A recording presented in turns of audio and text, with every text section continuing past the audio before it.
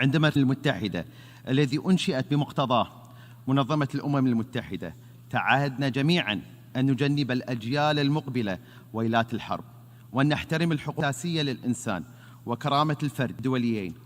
هذه الوعود التي قطعنا على أنفسنا لدى انضمامنا لهذه المنظمة الدولية، إلا أننا نجتمع اليوم في جلسة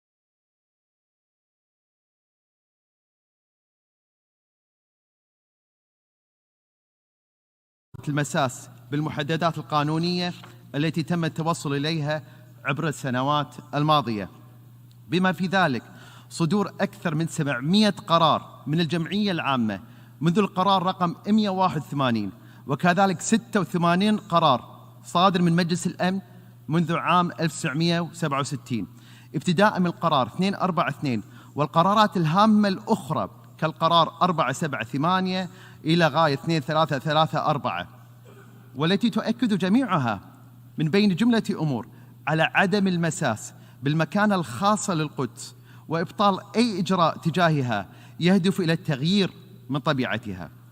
ويجب على السلطة القائمة بالاحتلال احترام التزاماتها وصونها للممتلكات الخاصة في الأرض المحتلة، ولا يمكنها مصادرتها، كما اعتبرت المستوطنات الإسرائيلية باطلة ولاغية بحسب القانون الدولي.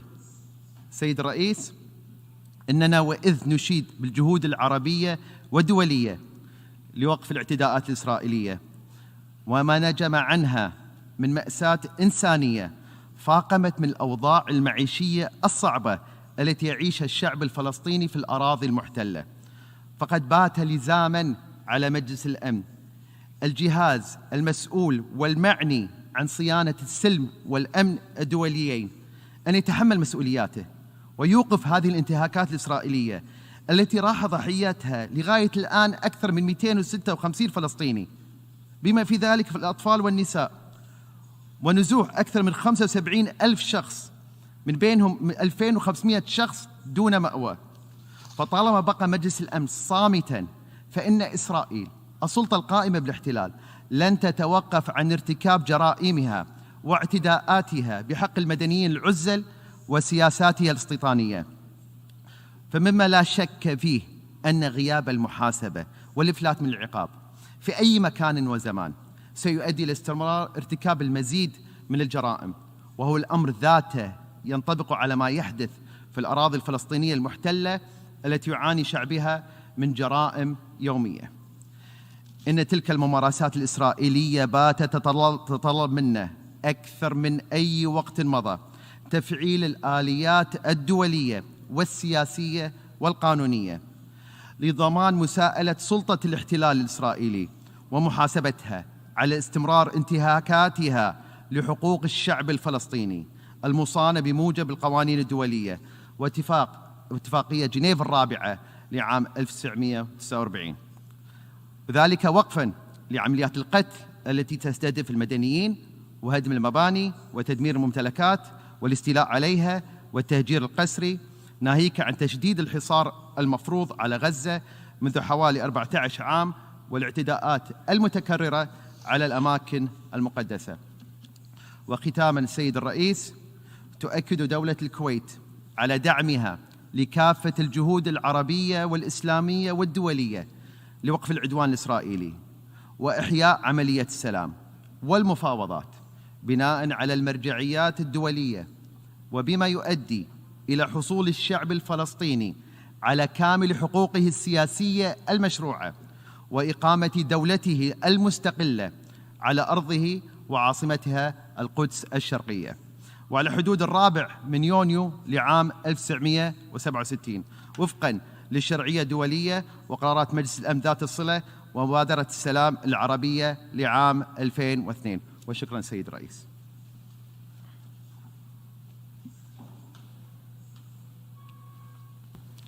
I thank the Minister of Foreign Affairs and Minister of State for Cabinet Affairs of Kuwait for his statement.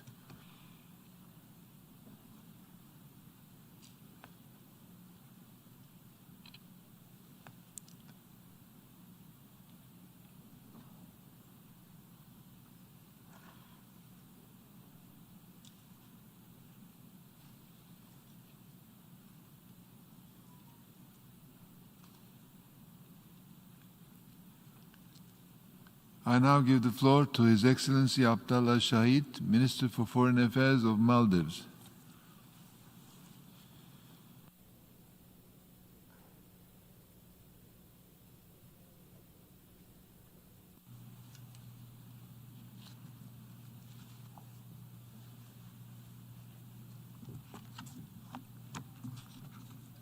Bismillah ar-Rahman ar-Rahim. Mr. President, Mr. Secretary General, Excellencies, distinguished colleagues. For over 7 decades, we have discussed the question of Palestine at this General Assembly.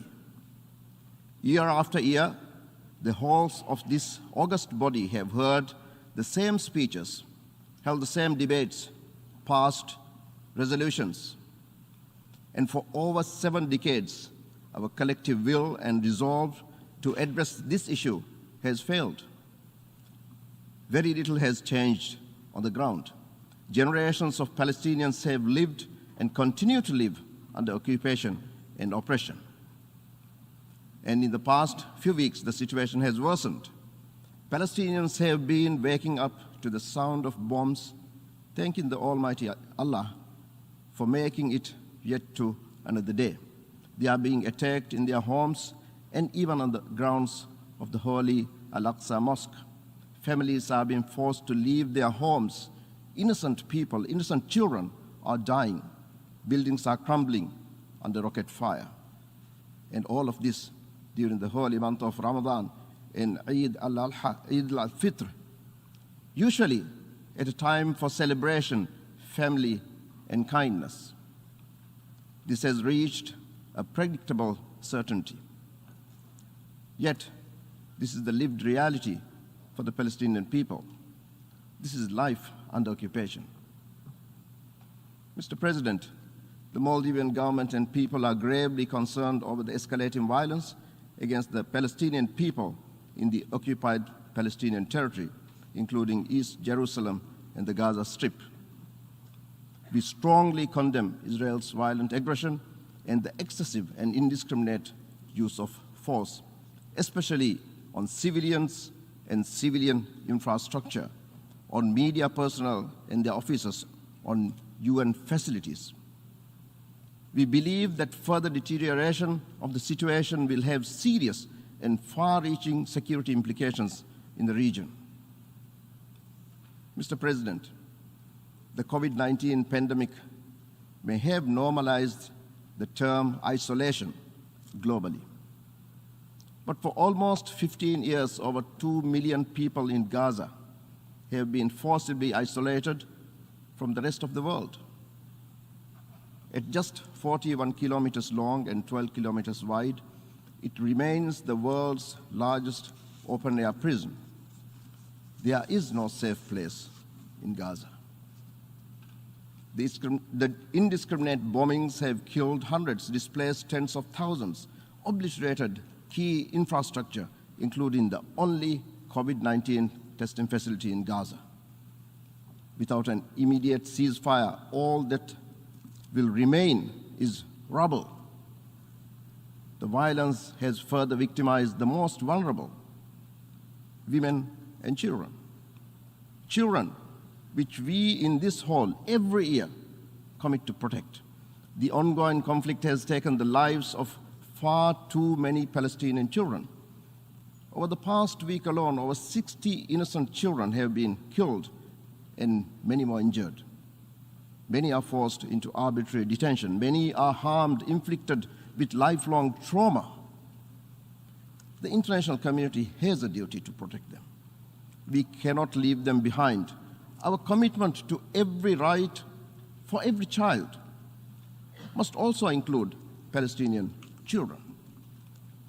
Mr. President, Excellencies, the international community cannot and must not ignore the plight of the Palestinian people. Their suffering, the injustice and inequality they face must not be discounted. We must stand with them in solidarity. We must rally for their protection. This is why supporting the United Nations Relief Works Agency for Palestinian refugees in the Near East is paramount. The deteriorating situation warrants more support. Millions of Palestinian people depend on UNRWA's support for shelter, for food, for education, and for health care. We join calls for unhindered humanitarian access to the people of Gaza. Essential humanitarian supplies, food, fuel, and medical supplies, including supply to counter the spread of COVID-19, must be allowed. This is urgent.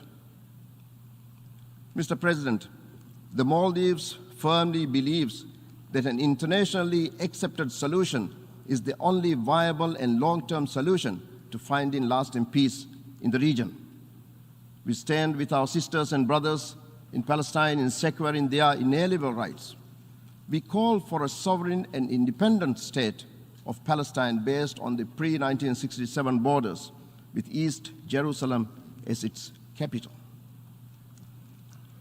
Mr. President, the Palestinian people deserve a life of peace, prosperity, and dignity. The Palestinian people deserve peace, so does the entire region. We must work towards long-lasting solutions to long-standing conflicts. But long-lasting solutions can only be possible with the cessation of violence. That is the first step. We therefore join the global call for an immediate ceasefire and for much needed humanitarian access. Peace can only be possible with undeterred will and commitment. It is possible through dialogue and negotiation, through respect for human dignity and international law. This is the only way forward, the only way to ensure lasting peace for this long-standing conflict, for the region, and for the Palestinian people. I thank you, Mr. President. I thank the Minister for Foreign Affairs of Maldives for his statement.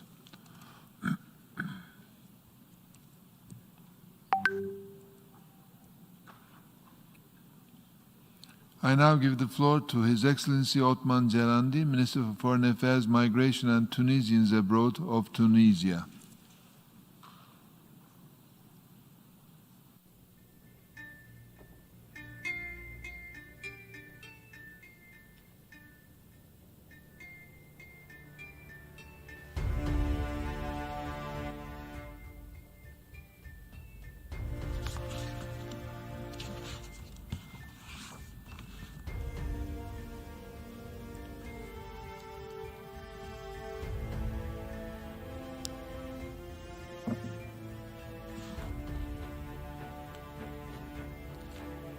بسم الله الرحمن الرحيم.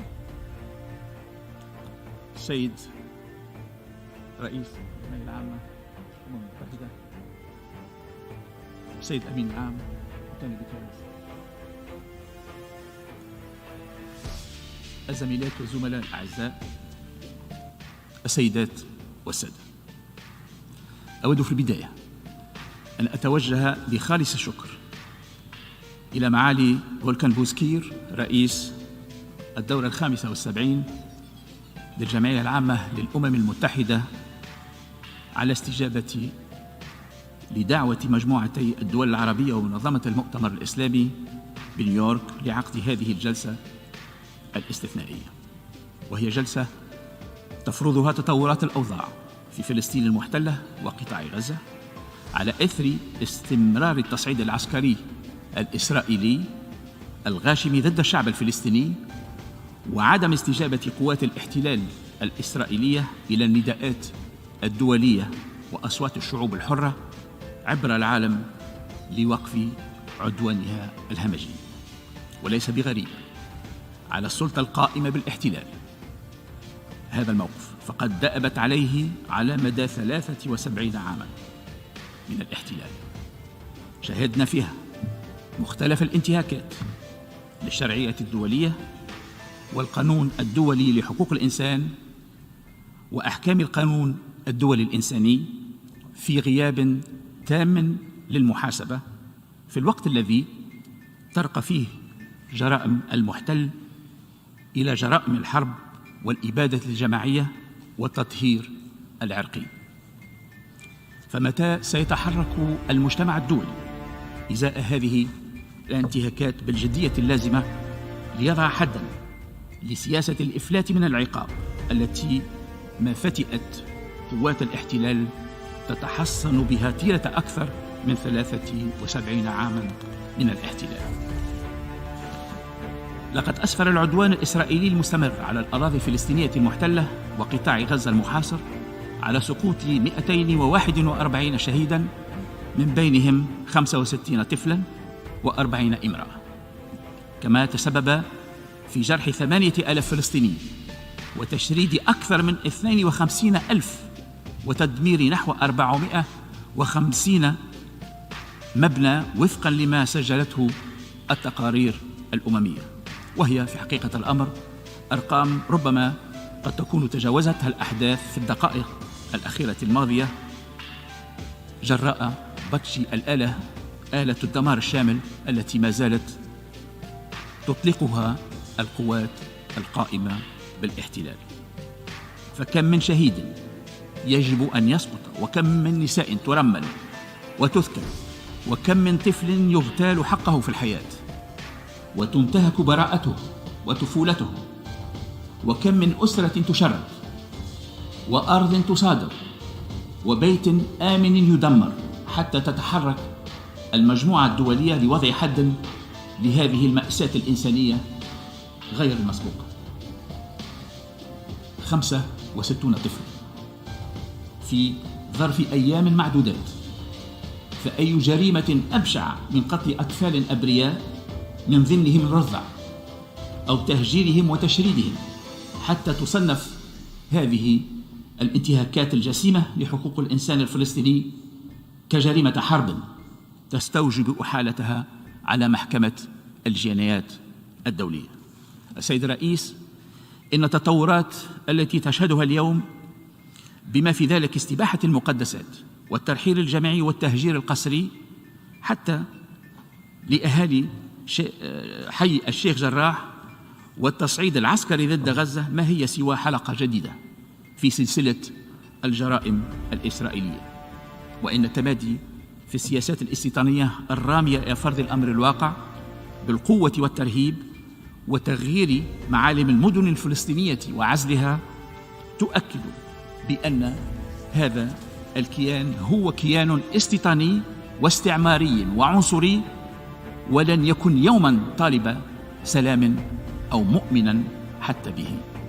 وإزالة هذه السياسات الاستفزازية، فإن أي قصور لمجموعة الدولية عن وضع حد لهذه الانتهاكات سيشجع قوات الاحتلال على التمادي في التصدي والتصرف كقوة فوق القانون وفوق المواثيق الدولية وفوق آليات الشرعية الدولية، بما لا يمكن أن يخدم بأي شكل من الأشكال الأمن والسلم في العالم. وإن توجهنا اليوم إلى الجمعية العامة للأمم المتحدة كما توجهنا قبلها إلى مجلس الأمن ما هو إلا دفاعا عن الشرعية والمواثيق الأممية التي ما فتئت إسرائيل تمعن في انتهاكها يوميا. سيد الرئيس، منذ بدء هذا العدوان الغاشم على الشعب الفلسطيني الشقيق، طلبت تونس على لسان رئيسها قيس سعيد المجموعة الدولية بالتدخل لوقف الاعتداءات، وتكريسا لهذا النداء ومن منطلق التزامها الثابت بالوقوف إلى جانب الشعب الفلسطيني وإلى جانب الحق، لم تدخر تونس جهدا من خلال عضويتها في مجلس الأمن الدولي وعلى مختلف المنظمات الإقليمية والدولية والاتصالات الثنائية مع الدول الشقيقة والصديقة من أجل التوصل إلى وقف العمليات العسكرية العدائية ضد الشعب الفلسطيني. وسنواصل تحركنا الدبلوماسي مع الدول الأعضاء في مجلس الأمن وغيرها من الأطراف الدولية المؤثرة لحثها لمزيد الضغط على القوة القائمة بالاحتلال وحملها على الانصياع للشرعيات الدولية. ونحن نعول اليوم على الجمعية العامة كجهاز أممي رئيسي وجامع وتمثيلي لجميع شعوب العالم لتحمل مسؤوليتها التاريخية والقانونية والأخلاقية كذلك لإدانة العدوان الآثم لقوات الاحتلال الإسرائيلية على الأراضي الفلسطينية المحتلة وقطاع غزة، ودعوتها للوقوف الفوري لإطلاق النار واتخاذ موقف حازم وحاسم من إصرارها الاستفزازي على الاستمرار في عملياتها العسكرية. إن المجموعة الدولية ملزمة اليوم إزاء استمرار الانتهاكات الإسرائيلية على توفير الحماية اللازمة للشعب الفلسطيني ووضع حد لسياسة الإفلات من العقاب فيما جرائم سلطات الاحتلال تستوجب إحالتها على محكمة الجنايات الدولية ومحكمة العدل الدولي. وفي هذا السياق لا يفوتني أن يحيي قرار اللجنة الأممية لمكافحة التمييز العنصري بجنيف إعلان اختصاصها وقبول شكوى دولة فلسطين ضد القوة القائمة بالاحتلال وبدء التحقيقات في الانتهاكات الجسيمة لحقوق الإنسان الفلسطيني والتمييز المنهجي والآلي ضد الفلسطينيين، ونأمل فعلا أن تكون خطوة جدية أولى نحو المساءلة والمحاسبة. سيد الرئيس، تدعو تونس مجددا المجموعة الدولية إلى حقن دماء أبناء الشعب الفلسطيني والتحرك العاجل والفوري لوقف العدوان الإسرائيلي الغاشم بما يحول دون مزيد تدهور الأوضاع الإنسانية في الأراضي الفلسطينية المحتلة بقطاع غزة، ويجنب المنطقة الانزلاق نحو العنف وعدم الاستقرار، كما تهيب تونس بالفاعلين الإقليميين والدوليين للضغط على قوة الاحتلال لرفع حصارها الجائر على قطاع غزة المستمر منذ أكثر من 15 سنة، وتدعوهم إلى الرفع من مستوى المساعدة والاستجابة الإنسانية للقطاع الذي يشهد معاناة إنسانية غير مسبوقة ولم يعد قابلا للعيش فيه جراء هذا الحصار كما أثبتته جميع التقارير الأممية. وتدعو تونس الأمين العام للأمم المتحدة والمنسق الأممي للسلام في الشرق الأوسط وجميع الأطراف المؤثرة إلى مواصلة جهودهم لوضع حد للتصعيد الإسرائيلي المدان ومنع تكراره. كما تحث تونس مختلف الأطراف الدولية ولا سيما الرباعية الدولية من أجل وقف هذه الجرائم الإسرائيلية والوقوف الفوري لخططها الاستيطانية وفقا لقرار مجلس الأمن عدد 2334 لسنة 2016، والتخلي نهائيا عن نوايا ضم الأراضي الفلسطينية كشرط أساسي لاستئناف مفاوضات سلام جدية في كنف المصداقية. سيد الرئيس، ليس شرطا أن تكون عربيا أو مسلما أو مسيحيا أو فلسطينيا لتؤمن بعدالة القضية الفلسطينية، وإنما يكفي أن تؤمن بإنسانية الإنسان حيثما كان. وإن السياسة الإسرائيلية العدائية والاستيطانية لن تغير في طبيعة الاحتلال ولن تضفي عليه أي مشروعية، فالاحتلال يظل احتلالا ترفضه جميع المواثيق الأممية والقوانين الدولية، والحق يظل حقا تقره جميع المواثيق والقوانين الدولية. وأود أن أقول من هذا المنبر باتجاه الشعب الفلسطيني ما قاله شاعر تونس أبو القاسم الشابي: إذا الشعب يوما أراد الحياة فلا بد أن يستجيب القدر.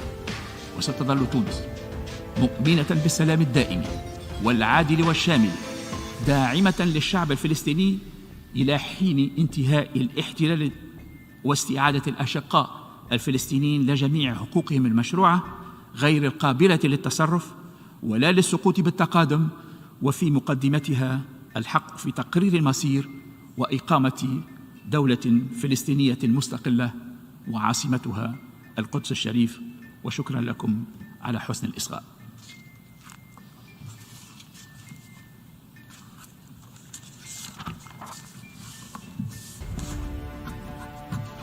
I thank the Minister for Foreign Affairs, Migration and Tunisians Abroad of Tunisia for his statement.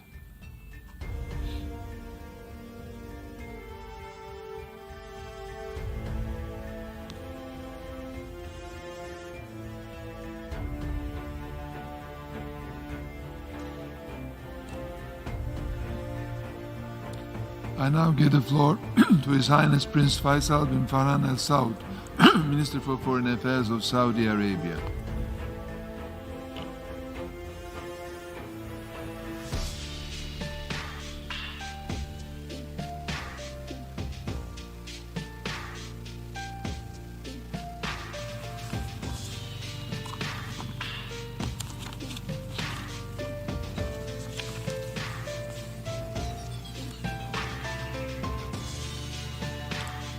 بسم الله الرحمن الرحيم. الحمد لله والصلاة والسلام على رسول الله. معالي السيد فولكن بوسكير رئيس الجمعية العامة للأمم المتحدة، معالي السيد أنطونيو غوتيريس الأمين العام للأمم المتحدة، أصحاب المعالي والسعادة السيدات والسادة، السلام عليكم ورحمة الله وبركاته.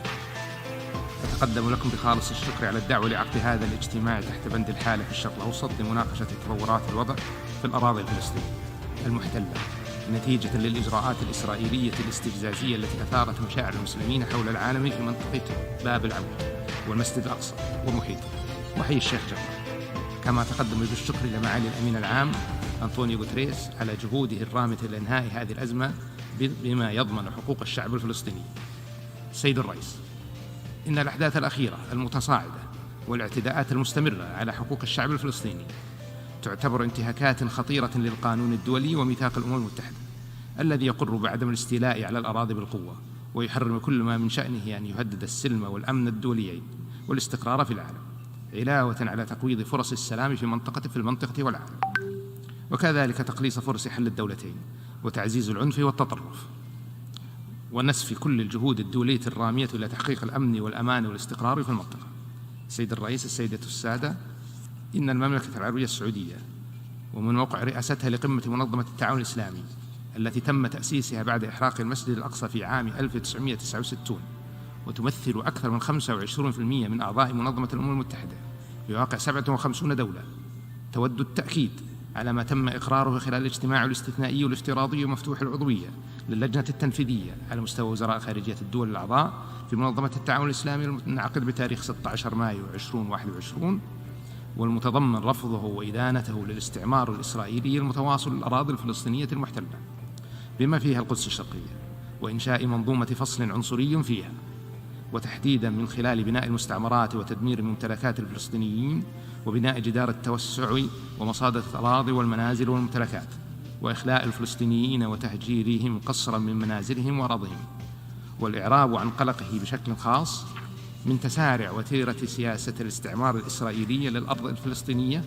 وتحديدا التهديد بإجلاء مئات من العائلات الفلسطينية من منازلها في القدس الشرقية المحتلة بالقوة، بما في ذلك عائلات في الشيخ جراح وحي سلوى اللذان يواجهان إخلاء وشيكا من قبل مجموعات المستعمرين المتطرفين بدعم ومساندة من سلطات الاحتلال الإسرائيلية بالتعاون مع المحاكم العنصرية، ويطالب بالوقف الفوري لكل تلك السياسات والممارسات غير القانونية التي تتعارض مع التزامات الاحتلال بموجب ميثاق الأمم المتحدة واتفاقية جنيف الرابعة والقانون الدولي لحقوق الإنسان وقرارات الأمم المتحدة بما في ذلك قرار مجلس الأمن 2334،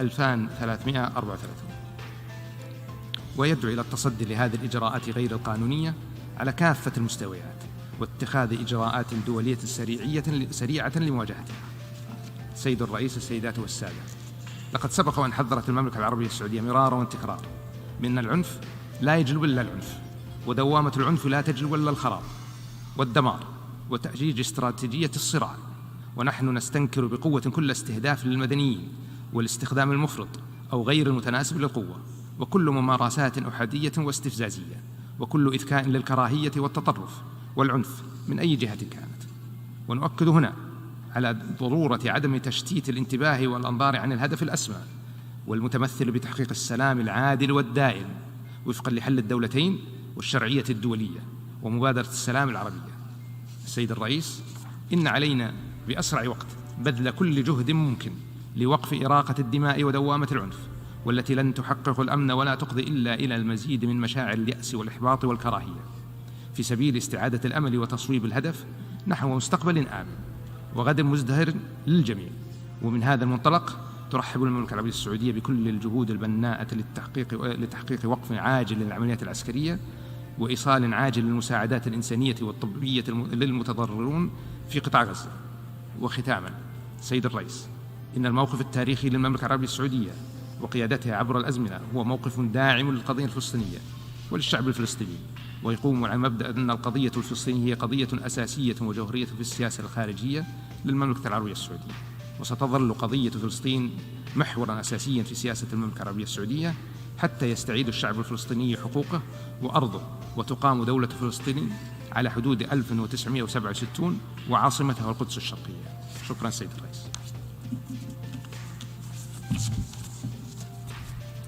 I thank the Minister for Foreign Affairs of Saudi Arabia for his statement.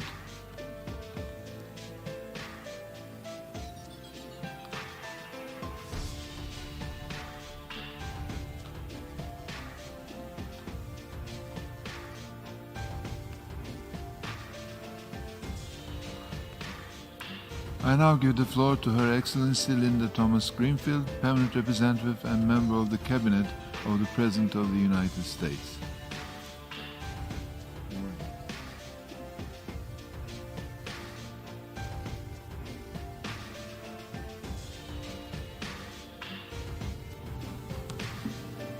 Thank you, Mr. President, and thank you, Secretary General Guterres, for your continued attention to this issue.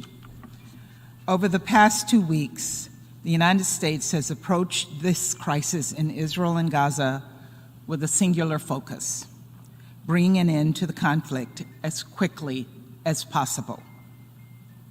We have not been silent. In fact, I don't believe that there is any country working more urgently and more fervently toward peace. This is not a slight, and it is not silence. It's a fact I share to underscore our deep engagement and commitment to working with Israelis, Palestinians, and partners across the region to resolve this conflict. The United States has had more than 60 diplomatic meetings at the highest levels, including at least 5 by President Biden. In his most recent call with Prime Minister Netanyahu yesterday, President Biden communicated that we continue to stand by Israel's right to defend itself, that we believe Israel is now in a position to begin winding down the conflict, and we expect a significant de-escalation to begin. In the hours and days ahead, we will continue to relentlessly push for peace. And we appreciate that so many nations have come together in this body to express the importance of resolving the conflict. The Security Council has met 4 times in the last 10 days on this topic, including an open debate over the weekend, to deliberate over the situation, particularly the suffering of civilians caught in the conflict by no fault of their own. Again, we've not been silent, and we hope that people across the region have heard us loud and clear. The United States calls on all parties to respect their obligations under international law, including with respect to the protection of civilians, medical facilities, and facilities that serve as civilian shelters. We continue to condemn rocket attacks by Hamas and other terrorist groups, and we stand against extremism that has led to violence against both communities. And we commend the tireless dedication and life-saving work of the UN and other humanitarian workers on the ground. We have to focus on making tangible progress toward peace. The United States will continue to champion every diplomatic effort that moves us closer to that goal. Israelis and Palestinians deserve safety and security and should enjoy equal measures of freedom, security, prosperity, and democracy. This requires that all parties return to working in good faith toward the vision of Israel and a Palestinian state, living side by side in peace and within secure and recognized borders. I would also encourage everyone participating today to take a hard look at how they are investing in the region. The needs in Gaza in particular are immense. We hope the international community will step up to meet the humanitarian needs on the ground. And this must be done in a manner that serves the needs of the Palestinians and not Hamas, which has time and time again failed the Palestinian people. The human toll of this violence has been heartbreaking. The stories of the families of children who've been killed, of those living with the trauma of surviving, are painful. We will never be silent in the face of such suffering. We are committed to working in concert with other members of this body to bring a rapid end to the current violence and over the long term, create the conditions for a lasting and sustainable peace. Thank you very much. I thank the permanent representative and member of the Cabinet of the President of the United States for her statement.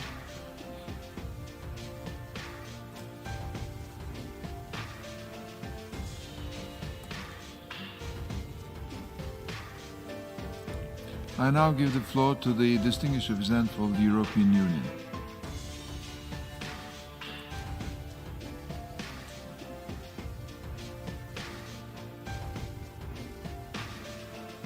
Mr. President, for convening us today. Mr. Secretary General, Excellencies, the EU is deeply concerned over the situation in the Middle East. The priority has to be the immediate cessation of all violence and the implementation of a ceasefire in order to protect civilians and to provide full humanitarian access to Gaza. I want to express appreciation to you, Mr. Secretary General, and others who have been working to achieve this. The upsurge in violence in the last days has led to a high number of civilian deaths and injured, including a high number of children and women. This is unacceptable. The EU condemns the indiscriminate rocket attacks by Hamas and other terrorist groups on Israeli territory. We fully support Israel's right to self-defense. This has to be done in a proportionate manner and in full respect of international humanitarian law. In Jerusalem, the status quo of the holy sites must be fully respected and the right to worship upheld. The EU reiterates its strong opposition to Israel's settlement policy and actions taken in this context. It will be important now not to proceed with the evictions in Sheikh Jarrah.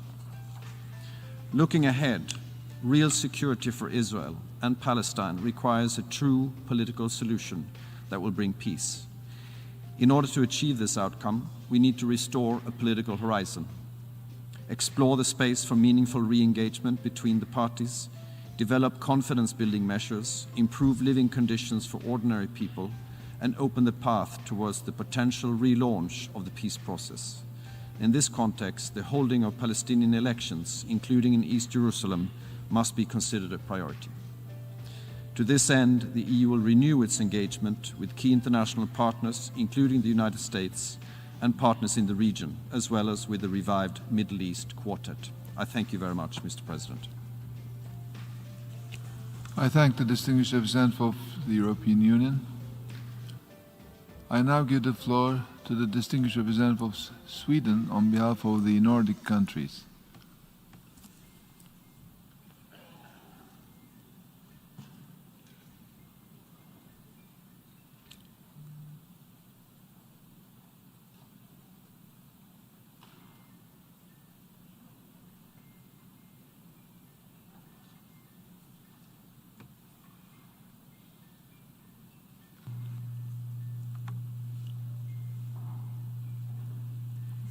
President, Mr. Secretary General, Excellencies and colleagues, I have the honor to deliver this statement on behalf of the Nordic countries, Denmark, Finland, Iceland, Norway, and my own country, Sweden. We welcome the opportunity for the General Assembly to meet amid the most serious escalations in Israel and Palestine in years. We also welcome the last meetings in the Security Council on the matter. We urge the Council to shoulder its responsibility and act according to its mandate. We support efforts of Norway, Tunisia, and China, and also France in this regard, as well as the engagement from the neighboring countries, the Quartet, the European Union, and the United States in seeking an immediate de-escalation of the conflict. Mr. President, as the Secretary General has pointed out, the last round of violence only perpetuates a cycle of despair and makes hope of coexistence and peace more distant. The Nordic countries have stressed several times in the recent weeks that this grave escalation, and not least a major upsurge in violence from and in Gaza, must stop immediately. A ceasefire must be reached without any delay. Mr. President, we continue to strongly condemn the indiscriminate and recurrent firing of rockets into Israel by Hamas and other groups in the Gaza Strip. We recognize Israel's legitimate right to protect itself and its citizens. At the same time, we underline that the response must be in accordance with international law, and that the obligation of international humanitarian law, including the principles of distinction, proportionality, and precaution, must be strictly observed. We are appalled by the civilian lives already lost, especially the large number of children. All children must be protected from violence and harm, including the psychosocial stress from conflict. The humanitarian situation in Gaza was already serious before the escalation.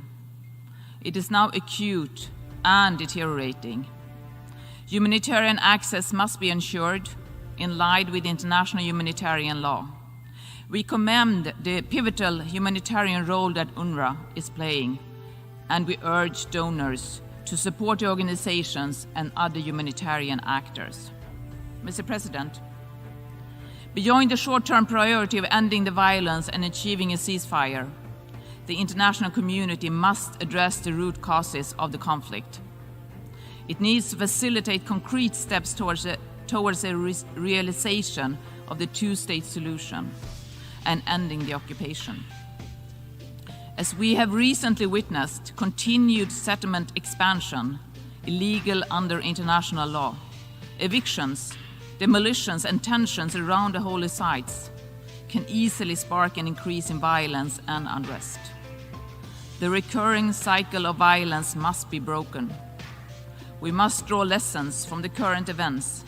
Moreover, the risk of regional escalation must be taken seriously. Leaders must act in responsible manners and raise their voice against incitement. The international parameters for a sustainable solution to the conflict are clear. The end destination is well known.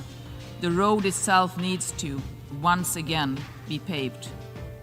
The international community needs to remobilize its efforts to create a credible process towards a two-state solution based on international law, with Israel and Palestine living side by side in peace and security and mutual recognition. The Nordic countries have a long-term commitment to peace as well as friendship with the peoples of Israel and Palestine. We stand ready to contribute accordingly. Let me conclude, Mr. President, by voicing our support to the EU statement, and I thank you very much. I thank the distinguished representative of Sweden. I now give the floor to the distinguished representative of Comoros on behalf of the African Group.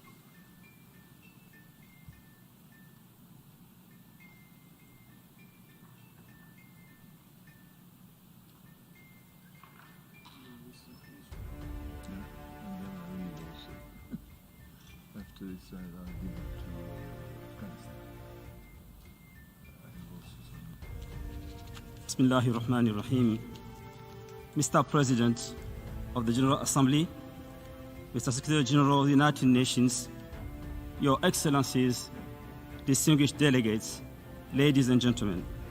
On behalf of the African Group, I want to express my sincere thanks and gratitude to you, Mr. President, for convening this timely and important meeting. I also extend my profound thanks to the permanent representative of Niger and the permanent representative of Algeria in their capacities as the chair of the IOC and the Arab Group, respectively, for requesting a meeting of the General Assembly to hold a debate and agenda items 37 entitled The Situation in the Middle East and 38 entitled Question of Palestine. Mr. President, Your Excellencies, we are meeting today at a time of grave concern over the situation in the occupied territories and in Israel, following the clashes in the occupied East Jerusalem, including Al-Aqsa Mosque, Al-Haram al-Sharif, and in Sheikh Jarrah during the month of Ramadan. The Israeli airstrikes on Gaza have claimed more than 200 lives, including children, women, and elderlies, as well as the destruction of thousands of homes and buildings. The airstrikes have dramatically deteriorated an already fragile situation. The cost of civilian population is unbearable and unacceptable. The clashes have led to the displacement of over 58,000 Palestinians, many of whom are seeking refuge in UN relief and works agency schools across Gaza. We are also concerned about the lasting effects of COVID-19 amongst vulnerable people huddled in crowded shelters and the inability of the health care system to cope. Mr. President, Excellencies, I call upon the government of Israel to ensure that it upholds its obligation under the international human rights law and the international humanitarian law.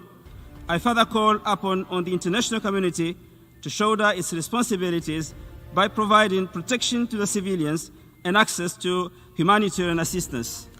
Mr. President, Excellencies, today more than ever before, there is an urgent need for all those involved to take concrete steps to bring an end to the violence.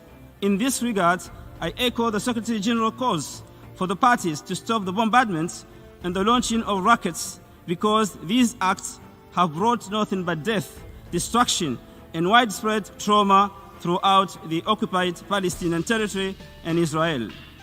We should intensify our efforts to find a just and lasting solution to the conflict, based on the two-state solution, Israel and Palestine, living side by side in peace and harmony within the framework of the relevant African Union and United Nations pronouncements. But this must start with urgent action towards ending the Israeli occupation of the Palestinian land. Mr. President, Excellencies, the African support to the Palestinian cause is premised on the values of freedom, justice, and humanitarian principles that Africa defends in the international fora, alongside all those striving to ensure that Palestine regains its right to exist as a key viable state in the Middle East. Africa has consistently expressed deep concerns at the consequences of unilateral policies, actions, and provocations, including the ongoing lockdown on Gaza Strip. In conclusion, we call upon the UN General Assembly, the Security Council, the Quartet of the Middle East, and the Secretary General of the United Nations to resolutely commit to end this situation and to relaunch the peace process to find a just and lasting solution to the conflict that would establish a sovereign Palestinian state with East Jerusalem as its capital in accordance with the relevant United Nations resolutions. I thank you, Mr. President. I thank the distinguished representative of Comoros. I'll now give the floor to the distinguished representative of Azerbaijan on behalf of the non-aligned movement.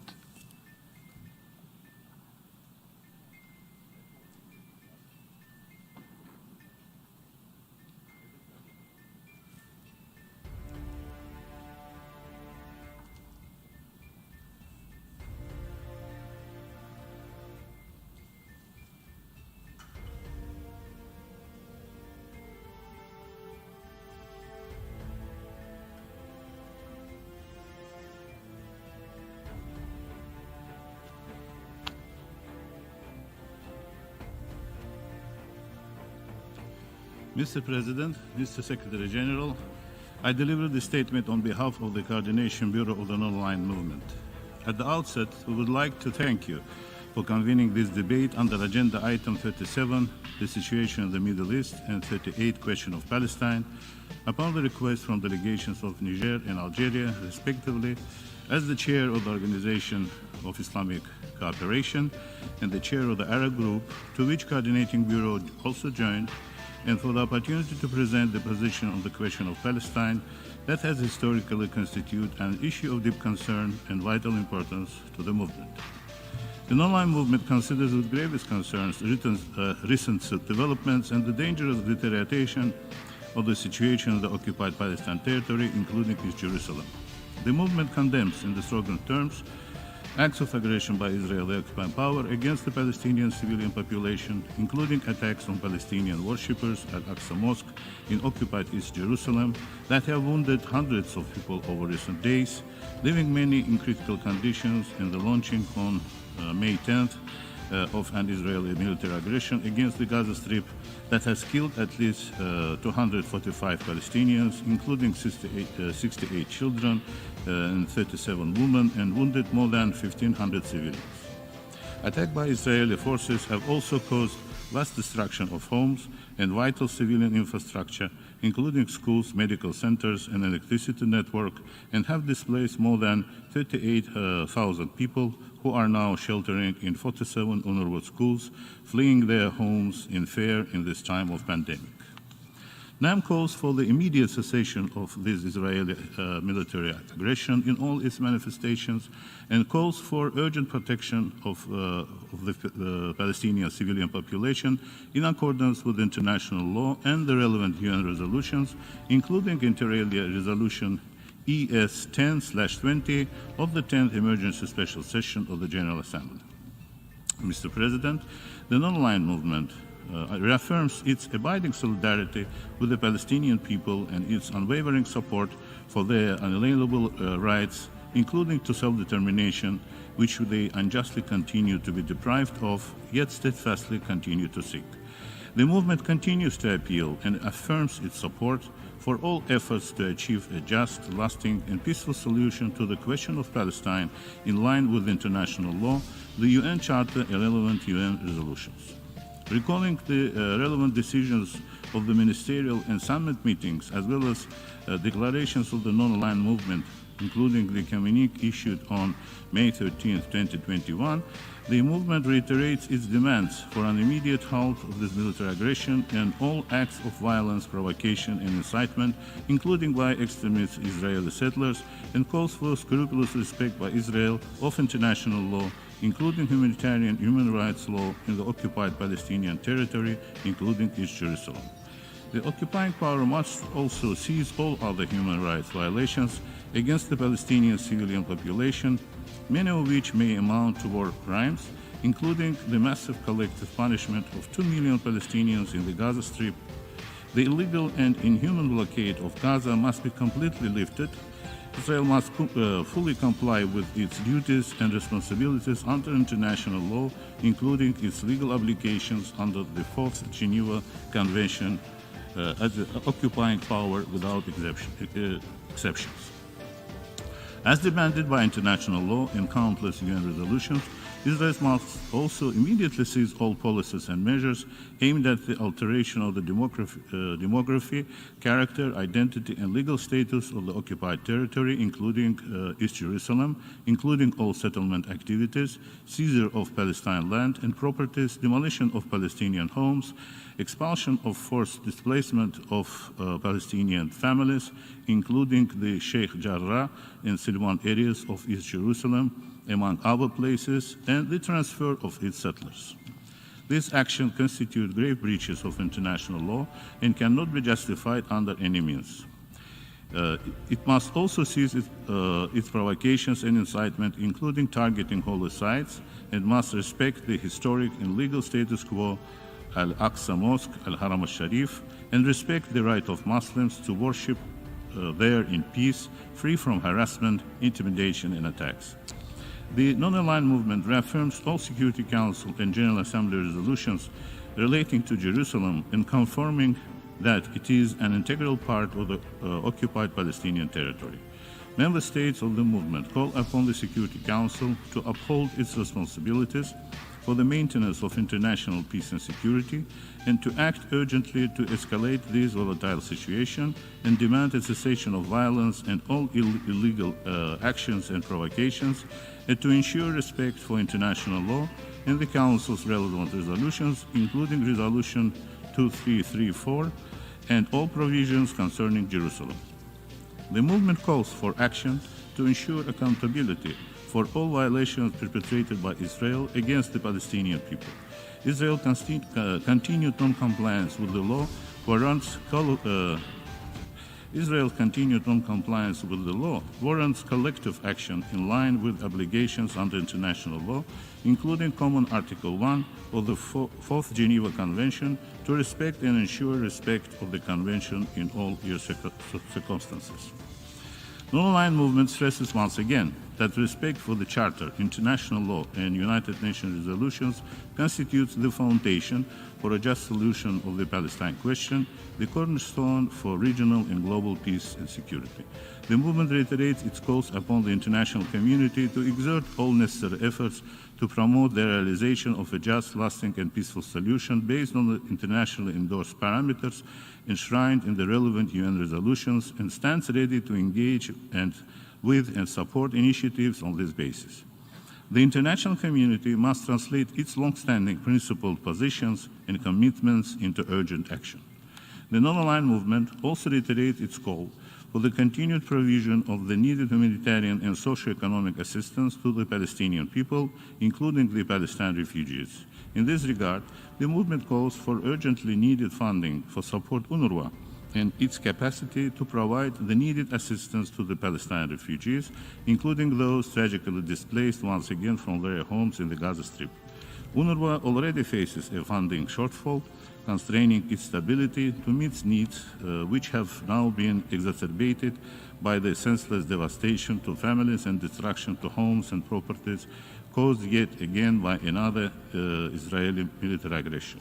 The non-aligned movement appeals to the international community for humanitarian compassion and ensure that emergency food, hygiene, medical, and shelter needs are met through support to UNRWA, UNICEF, and other United Nations agencies active in the occupied Palestinian territory, including East Jerusalem. Mr. President, in conclusion, the non-aligned movement reiterates its call for an immediate end of the Israeli aggression and an end to its illegal 54-year military occupation, as well as the restoration of justice and rights to Palestinian people. The movement reaffirms its strong support and solidarity with the just cause of Palestine and its commitment to continue supporting the Palestinian people in their quest for achieve their inalienable rights and legitimate national aspirations, including their right to return and their right to self-determination, freedom and independence in their state of Palestine, with East Jerusalem as its capital, which is absolutely vital for justice to prevail and for the realization of a just, comprehensive, and sustainable peace. I thank you. I thank the distinguished representative of Azerbaijan. I now give the floor to the distinguished representative of Israel.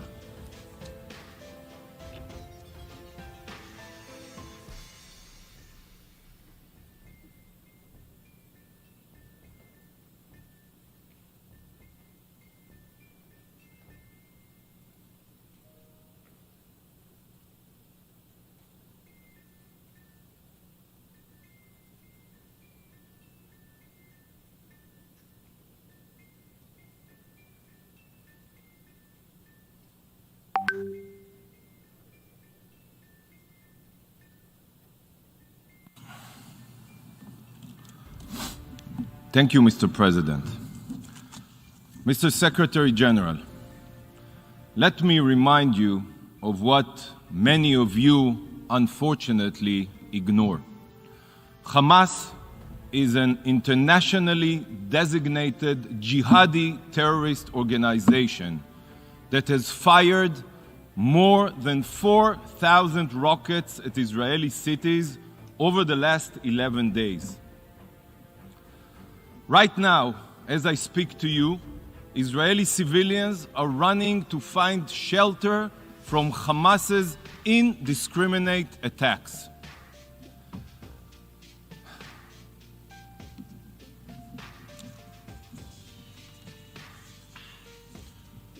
Here is a quote from the Hamas charter. Israel will exist and will continue to exist until Islam will obliterate it just as it obliterated others before it. And it continues, the day of judgment will not come until Muslims fight the Jews and kill them. Now let me remind you of another charter, one that some of you seem to have forgotten, the UN Charter, which was formulated in the wake of the horrors of the World War II and the Nazi genocide of the Jewish people. The Charter of the UN calls to, and I quote, reaffirm faith in fundamental human rights, practice tolerance, and maintain international peace and security. Sadly, in today's debate, we are not seeing a defense of the goals laid out for the UN, but rather an indifference to Hamas's charter, which, like the Nazis, is committed to the genocide of the Jewish people. We see an attempt to create a false moral equivalence, an immoral equivalence between Israel, a democracy that seeks peace and abides by international law, and a murderous terrorist organization with an ideology similar to ISIS that is carrying out the double war crime of firing at Israeli civilians while hiding its weapons behind Palestinian civilians, using them as human shields. This is what today's debate should be about. It is about who takes steps to support the values of the UN Charter and who takes steps to ignore the values of the Hamas Charter. It is about who is on the side of extremism and hate and who is on the side of moderation and dialogue. It is about who has the moral courage to support a democracy fighting radical terrorists and who has sunk to such depth of moral depravity that they equate between the two. Every speaker here today that fails to unequivocally condemn Hamas, that fails to distinguish between Hamas's war crimes and Israel's self-defense, that chooses to demonize Israel rather than supporting its heroic efforts to dismantle Hamas's terrorist infrastructure, is only strengthening extremist forces, encouraging terrorist groups to use civilians as human shields, and undermining the chances for peace. For years now, Hamas has held Israeli citizens and the bodies of our soldiers hostage. It is outrageous that you not only fail to call Hamas a terror organization, but you also refuse to demand that our sons are returned to their families. Mr. President, it is really quite remarkable. You know, usually, as we all here know, the UN works slowly, very, very slowly. It took the General Assembly a few months to convene a discussion on the fight against COVID-19, from which millions around the world have died. But when it comes to holding a debate to pressure Israel and give a terrorist organization a free pass, you were able to convene after only 11 days. What a disgrace. Is this what the UN was established for? Are those your priorities? These debates in the General Assembly are always characterized by deception and lies. So let me share some simple but critical truths. Hamas targets civilians. Israel targets terrorists. Israel makes every effort to avoid civilian casualties. Hamas makes every effort to increase civilian casualties. Israelis and Palestinians, by the way. Israel uses its missiles to protect its children. Hamas uses its children to protect its missiles. Hamas's rockets are indiscriminate by design. They have struck Jewish towns, Arab cities, and Bedouin villages. They have killed Jewish and Muslim Israelis. They have killed not just Israelis, but Indian and Thai citizens. And they have killed numerous innocent Gazan children and destroyed Gazan homes. Mr. President, are you aware that out of every 100 rockets fired by Hamas at Israel, approximately 25 fall on Gaza, spreading death and destruction among Hamas's own people? So while Hamas rockets are indiscriminate, Israel's strikes are precise, surgical. We go above and beyond the demands of international law. How many militaries warn civilians with phone calls and text messages to evacuate buildings hiding terror centers in order to avoid collateral damage? Yet, despite our greatest efforts, Hamas's cynical ploy of building a subterranean terror metro beneath schools, maternity wards, and mosques in order to cause the death of civilians, sadly, works. But we must not forget, Hamas is to blame for those fatalities as well. As an Israeli and as a Jew, I am deeply, deeply pained by every civilian casualty. But while Israel sees every civilian death as a tragedy, Hamas sees every Israeli civilian death as a victory in its campaign of jihad, and every Palestinian civilian death as a victory in its propaganda campaign.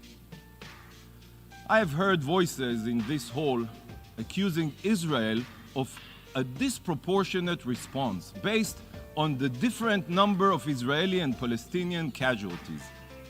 Well, if the UN General Assembly had existed during the Nazi regime, would it have held a special session to condemn the Allies for their disproportionate response and the large number of German casualties?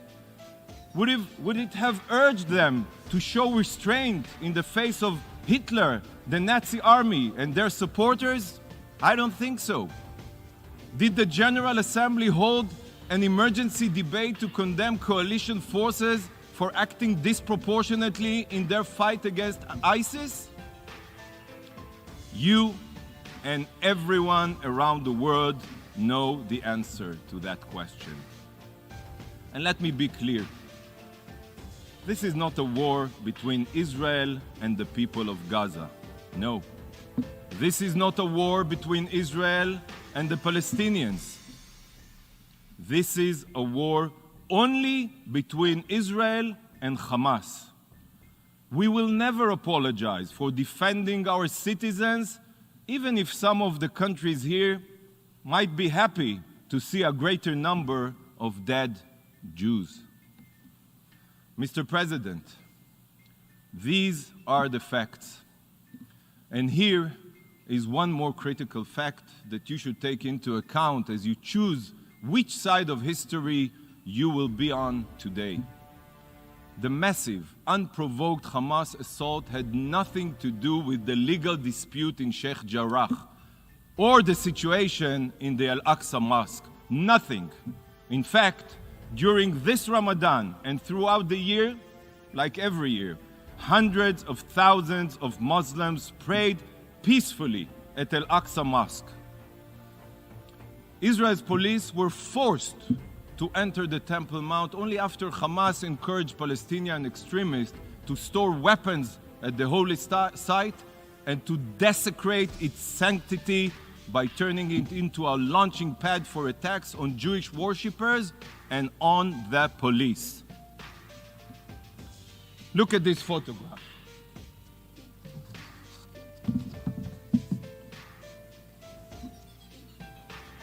Is this the way to treat a sensitive holy site? Who undermined the holiness of this site? The police that worked to restore order and to quickly reopen the site for prayers? Or the rioters who repeatedly launched violent attacks? You all know, and you know what? Even the Palestinian representative here today knows that Hamas's premeditated assault had nothing to do with any Israeli action. None. This was all the result of Hamas's frustration with President Abbas's decision to cancel the election and its desire to increase its political influence in East Jerusalem and the West Bank. Hamas seeks to replace the Palestinian Authority and take control of the Palestinian territories.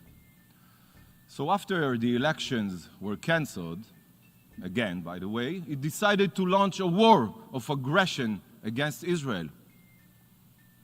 Suddenly, Hamas leader Mohammed Deif, who has been silent for years, was threatening Israel would pay a heavy price if an Israeli court went ahead and ruled on a property dispute in Jerusalem.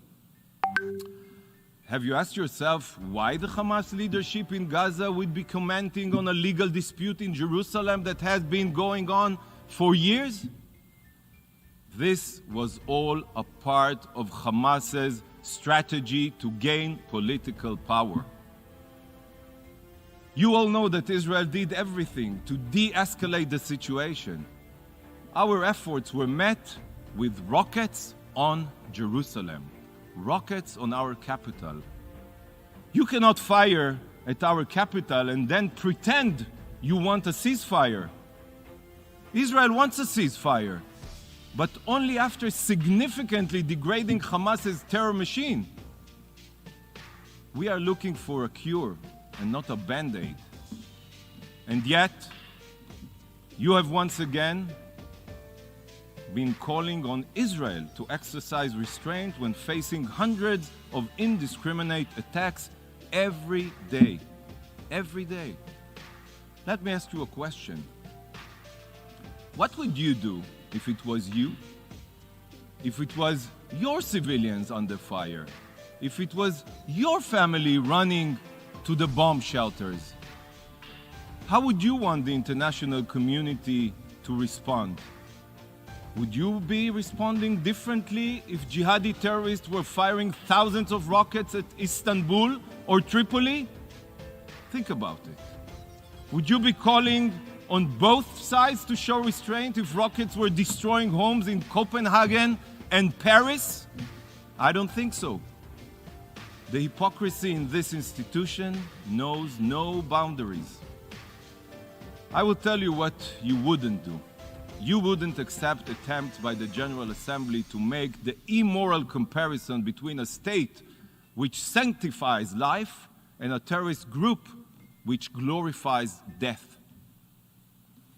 Despite the hypocrisy in institutional bias here at the UN and the acquiescence of Hamas's actions, an organization which, may I remind you, celebrated the terror attacks of 9/11 and mourned the death of bin Laden, the State of Israel will take all steps necessary to protect its civilians, while making every effort to avoid harming Palestinian civilians. I thank all the countries that have expressed their support for Israel's right to self-defense. First and foremost, President Biden and the American administration. Mr. President, just as Israel will always defend our civilians against terror, we will always work to advance peace. Just this year, we signed 4 peace agreements with Muslim countries, and we are so proud of it. We made painful concessions for peace with Egypt and Jordan, and 6 Israeli prime ministers were ready to make painful concessions in the past to reach peace with our Palestinian neighbors. In 2005, we uprooted and removed every Jewish home in the Gaza Strip because some thought that it would bring calm. Instead, ever since Hamas seized power over the Gaza Strip, we have experienced unending terror. In 2007, when Hamas violently took control over the Gaza Strip, its militants threw their Palestinian brothers, Fatah members, off rooftops and cheered as the bodies fell. I hope today that you do not choose to throw the chances for peace from the rooftop and pat yourself on the back as extremism triumphs. Hamas doesn't accept Israel's right to exist. It refuses to renounce violence and refuses to acknowledge past agreements. Those are the quartet's 3 principles. There should be no mistake. If this institution strengthens Hamas, it will make the possibility of Hamas replacing the Palestinian Authority much more likely and eliminate the chance of future dialogue between Israelis and Palestinians. There is nothing to discuss with a terror organization committed to your annihilation. Nothing. So don't say we didn't warn you. Mr. President, the demonization of Israel in the international arena, spurred by members of this assembly, such as Turkey, who are using anti-Semitic tropes, is encouraging sickening anti-Semitic attacks all around the world. The Turkish leadership is in no position to preach to Israel, by the way, or anyone else, about human rights or the military harming innocent civilians. The State of Israel will never stay silent in the face of such anti-Semitic attacks. Never has there been a clearer example of the fact that anti-Zionism is anti-Semitism. So today, we call on all governments to take swift and effective action to protect their Jewish communities, apprehend the perpetrators, and ensure that Jewish citizens everywhere can live proud and open Jewish lives. Mr. President, in the face of those here who have chosen the values of the Hamas Charter over the values of the UN Charter, I stand here as a proud representative of the State of Israel. The state founded upon the 4,000-year-old connection between the land of Israel and the Jewish people. The state which rose from the ashes of the Holocaust to ensure that the Jewish people will never be defenseless. I stand here and declare, never again. The State of Israel will always do whatever is necessary to defend our people, and we will do so while continuing to protect human lives and aspiring to peace with all of our neighbors. Thank you, Mr. President. I thank the distinguished representative of Israel. I now give the floor to the distinguished representative of Mexico.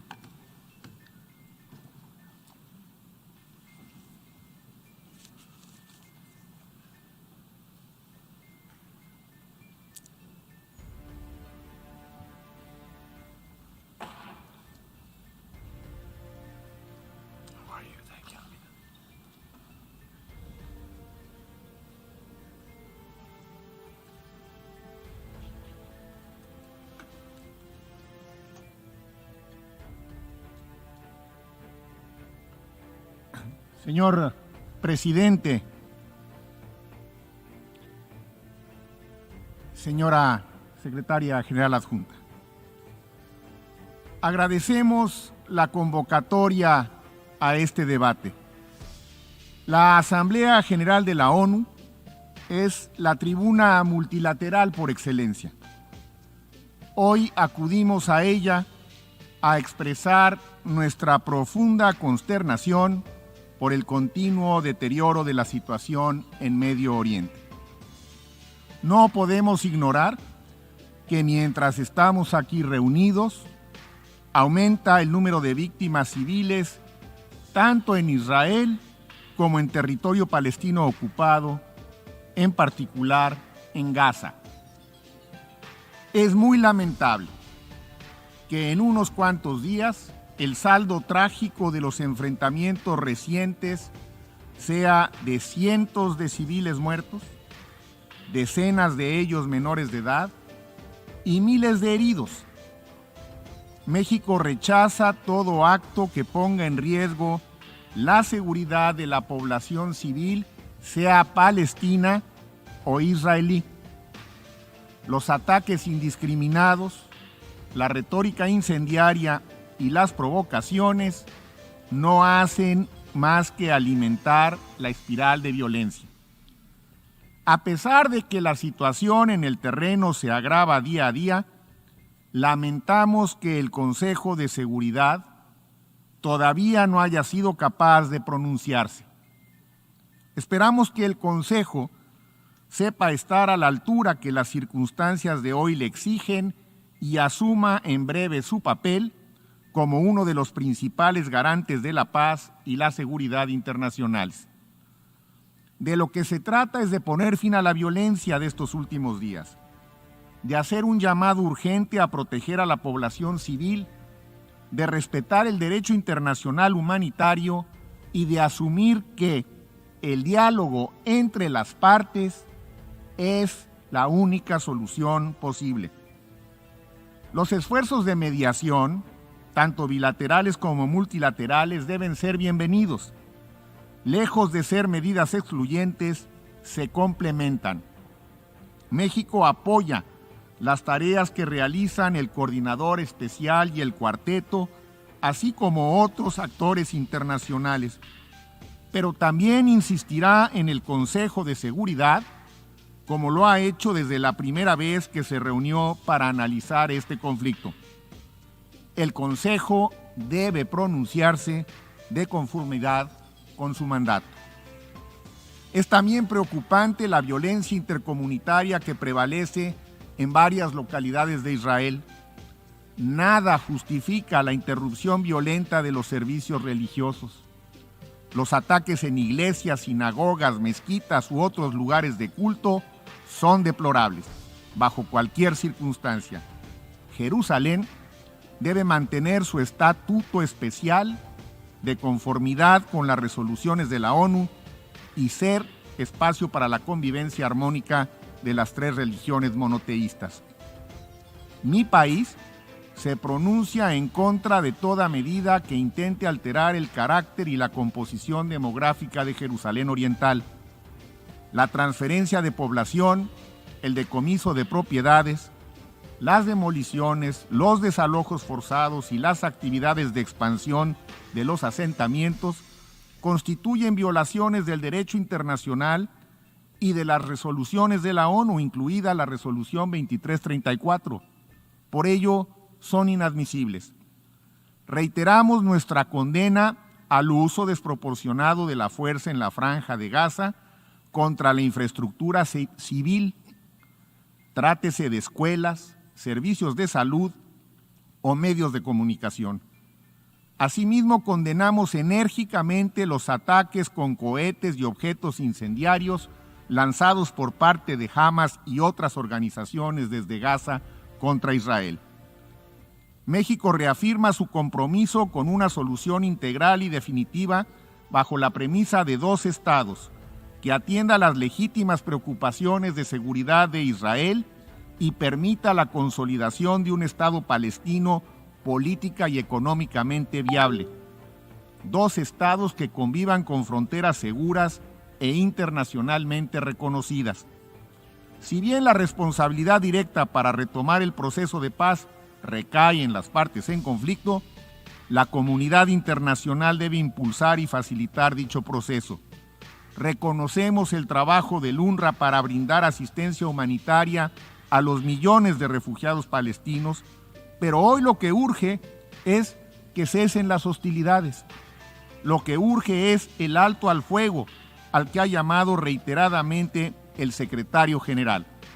Pensamos que la ONU puede y debe jugar un papel más activo en ello. Muchas gracias, señor presidente.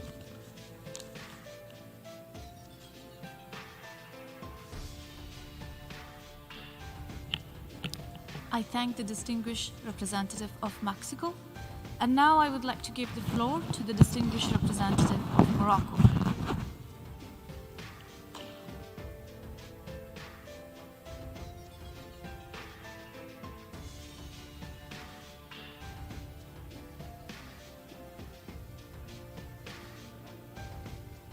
يشرفني أن ألقي هذه الكلمة باسم معالي السيد ناصر بوريطة وزير الشؤون الخارجية والتعاون الإفريقي والمغاربة المقيمين بالخارج للمملكة المغربية.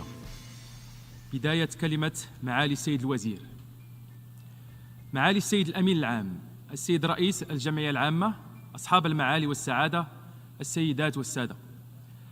أشكر معالي السيد رئيس الجمعية العامة للأمم المتحدة لمبادرته بعقد هذا الاجتماع الطارئ وبالغ الأهمية في هذه الظرفية الاستثنائية.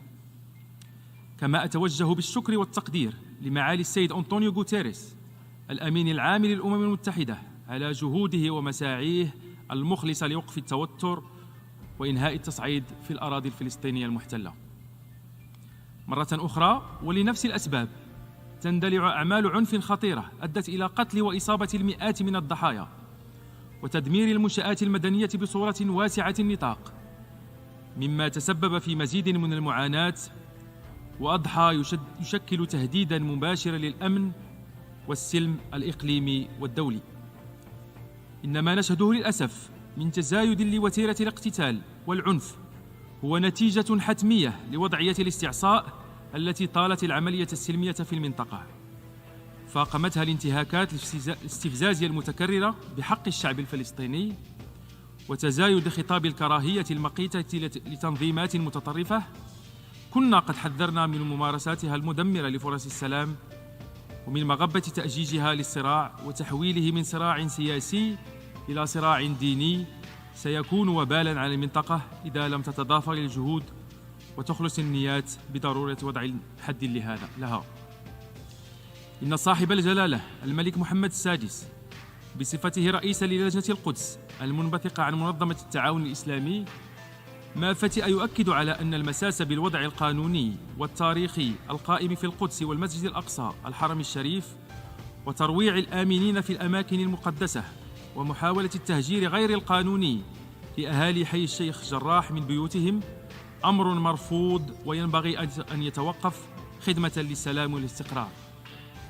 كما أن جلالته لطالما أكد ضرورة الامتناع عن كل ما من شأنه جر المنطقة نحو مزيد من التأزيم والتوتر، وبأن استمرار الإجراءات أحادية الجانب وكافة الأعمال المنافية للقانون الدولي وللشرعية الدولية سيؤدي إلى توسيع الفجوة بين الجانبين الفلسطيني والإسرائيلي والتشويش على فرص السلام في المنطقة.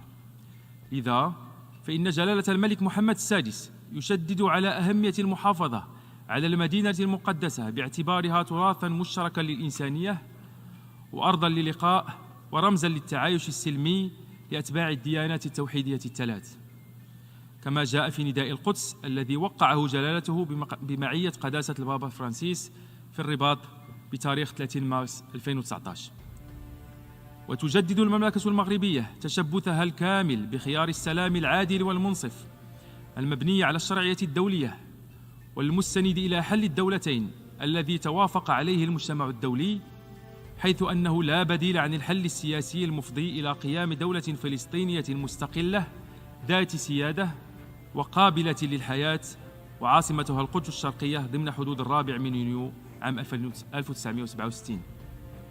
واليوم ندعو المجتمع الدولي وخاصة مجلس الأمن والرباعية الدولية إلى الانكباب بجدية على وقف تصعيباته والتحرك بشكل فاعل لوقف دائرة العنف والاقتتال والعمل على إطلاق جهد دبلوماسي فاعل ومكثف لإعادة تنشيط مسار التسوية السلمية وفق قرارات الشرعية الدولية. وموازاة مع ذلك نؤكد أيضاً أن هناك حاجة ماسة إلى أن يهب المجتمع الدولي ويبادر إلى تقديم المساعدات السخية للضفة الغربية وفي القدس وفي قطاع غزة لتجاوز الظروف الصعبة الناتجة عن هذه الوضعية المأساوية. ومن هذا المنطلق بادرت المملكة المغربية بأمر من صاحب الجلالة الملك محمد السادس رئيس لجنة القدس بإرسال مساعدات إنسانية طارئة للسكان الفلسطينيين وقطاع غزة تتكون من مواد غذائية أساسية وأدوية للحالات الطارئة والأغطية، وذلك للمساهمة في التخفيف من الظروف الصعبة الناتجة عن الوضع الحالي. ويندرج هذا القرار الملكي السامي في إطار دعم المملكة المستمر للقضية الفلسطينية العادلة وتضامنها الدائم مع الشعب الفلسطيني الشقيق، كما يشكل امتدادا لعمل متواصل يقوم به جلالة الملك بصفته رئيسا للجنة القدس من خلال المزاوجة بين العمل السياسي والدبلوماسي والتحرك الميداني الذي تضطلع به وكالة بيت مال القدس، الذراع التنفيذية والميدانية للجنة القدس تحت إشراف شخصي لجلالته لفائدة الساكنة المقدسية من أجل توفير سبل العيش الكريم لها ودعم صمودها وقدراتها. إن المملكة المغربية الملتزمة بخيار السلام لن تدخر أي جهد للتحرك والتواصل مع الدول الفاعلة للمساهمة في القيام بالخطوات الكفيلة بوقف التصعيد وإعادة إطلاق دينامية بناءة للسلام في المنطقة. وختاماً، إن المملكة المغربية تظل على قناعة بمركزية القضية الفلسطينية في سلم أولويات المنتظم الدولي، وهو موقف تحرص إلى جانب الدول المحبة للسلام على التأكيد عليه في كل مناسبة، إيماناً منها بأن الاستقرار والسلام المستدام في الشرق الأوسط يظل خياراً استراتيجياً دعامته الأساسية إيجاد حل عادل ومنصف لهذه القضية في إطار القانون الدولي وقرارات مجلس الأمن ذات الصلة، وتمكين كل شعوب المنطقة في العيش في أمن وسلام. والسلام عليكم ورحمة الله وبركاته. نهاية كلمة معالي السيد الوزير. شكرا لكم سيد الرئيسة.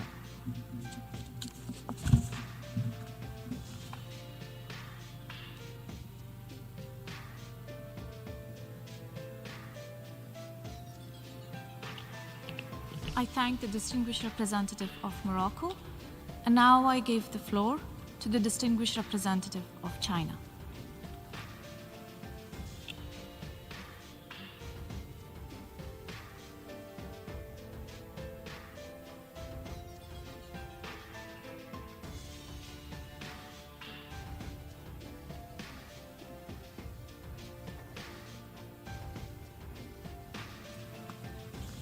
主席女士，过去10多天来，巴以冲突持续升级，处于近年来最严峻的状态。中方对形势发展表示严重关切，敦促国际社会采取紧急行动，结束当前危机，防止局势滑向全面失控。联合国安理会承担着维护国际和平与安全的首要责任。巴以冲突发生以来，中方作为安理会轮值主席，同安理会成员密切协作，克服困难，推动安理会举行4次会议，并提出主席新闻谈话，推动当事方停止敌对行动，尽快缓解紧张局势。王毅国务委员兼外长于5月16日主持安理会巴以冲突紧急会议，致力于发挥安理会作用，结束当前危机。巴以双方和有关地区组织和国家都出席了会议，会议发出了强有力的信号。安理会绝大多数成员都呼吁立即停止敌对行动，都要求采取措施保护平民，都支持以两国方案为基础，公正解决巴勒斯坦问题，都支持安理会担负起联合国宪章赋予的责任。中方赞赏联合国安理会绝大多数成员做出的努力，敦促有关成员展现负责任的态度。尽管面临困难，中方将继续支持安理会采取行动，保持团结，发出一致声音，同国际社会一道，为结束当前危机和公正解决巴勒斯坦问题做出不懈努力。结合当前形势，中方有以下主张：第一，立即停火止暴，避免更大平民伤亡。连日冲突已经造成大量巴勒斯坦平民伤亡，包括很多妇女和儿童，年龄最小的只有几个月大。以色列也有平民伤亡，所有这些都令人十分痛心。武力手段不能从根本上解决问题，以暴易暴只能带来更多仇恨。中方谴责一切针对平民的暴力，反对一切挑动暴力的言论，呼吁立即停止敌对和暴力行动。以色列尤其应当保持克制。事实一再表明，任何所谓精准打击都无法避免平民伤亡。中方支持联合国有关地区组织和国家为推动尽快实现停火开展外交斡旋努力。第二，切实落实联合国决议，保障巴勒斯坦人民合法权益。在巴勒斯坦备战领土修建定居点，违反国际法，严重破坏两国方案的前景。定居点问题是巴勒斯坦问题最终地位谈判的核心议题之一。只有妥善解决这一问题，才能增进双方互信，推动中东和平进程摆脱恶性循环。中方呼吁以色列根据联合国有关决议，停止在巴勒斯坦备战领土修建定居点，停止驱逐巴人家庭，停止拆散巴人房屋，停止针对巴人的暴力，切实保障备战领土巴人合法权益。耶路撒冷老城内圣地历史形成的现状应该得到维持和尊重。第三，采取有力措施，防止出现人道灾难。冲突同疫情、封锁等相互叠加，进一步加剧加沙地带十分脆弱的人道局势。电力短缺，医疗资源匮乏，大量平民流离失所。中方呼吁冲突各方遵守国际人道法，停止袭击平民设施，特别是医院和学校，停止在平民区域从事军事行动。以色列应当尽快解除对加沙地带的封锁，为人道物资进入加沙地带提供便利。此次冲突已经造成加沙地带大量平民房屋被毁，国际社会要加大对加沙地带的重建支持，缓解当地人民的困境。第四，加大劝和促谈，推进两国方案。巴以冲突反复发生的根本原因使中东和平进程偏离原有正确轨道。联合国决议没有得到切实执行，尤其是巴勒斯坦独立建国的权利受到持续侵害，两国方案没有落到实处。70多年过去了，独立建国依然是巴勒斯坦人民尚未实现的梦想。中方支持一切有助于落实两国方案的努力。国际社会，特别是对当事方有影响力的国家，要为此发挥积极作用。作为巴勒斯坦人民的真诚朋友，中国坚定支持巴方正义诉求，支持巴勒斯坦人民建立以1967年边界为基础，以东耶路撒冷为首都，拥有完全主权的独立的巴勒斯坦国，将继续为此做出努力。我谢谢你，主席女士。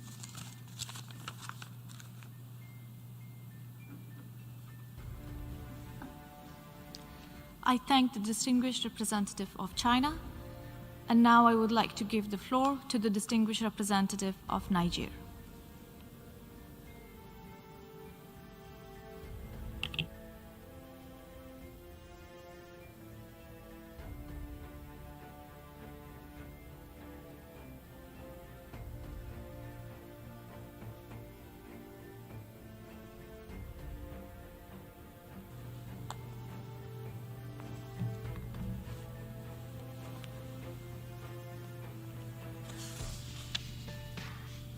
Madame la Présidente, Mesdames et Messieurs les ministres et chefs de délégation,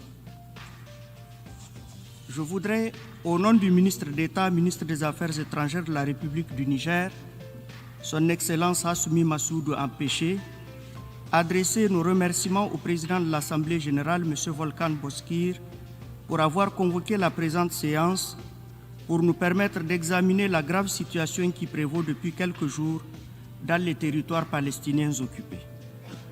Le Niger, président en exercice de la conférence des ministres des Affaires étrangères de l'OCI, se réjouit de partager l'initiative de la convocation de cette importante réunion avec l'Algérie, qui préside le groupe des États arabes, pour permettre à cette instance représentative de faire entendre sa voix sur le drame à ciel ouvert qui se déroule en Palestine occupée.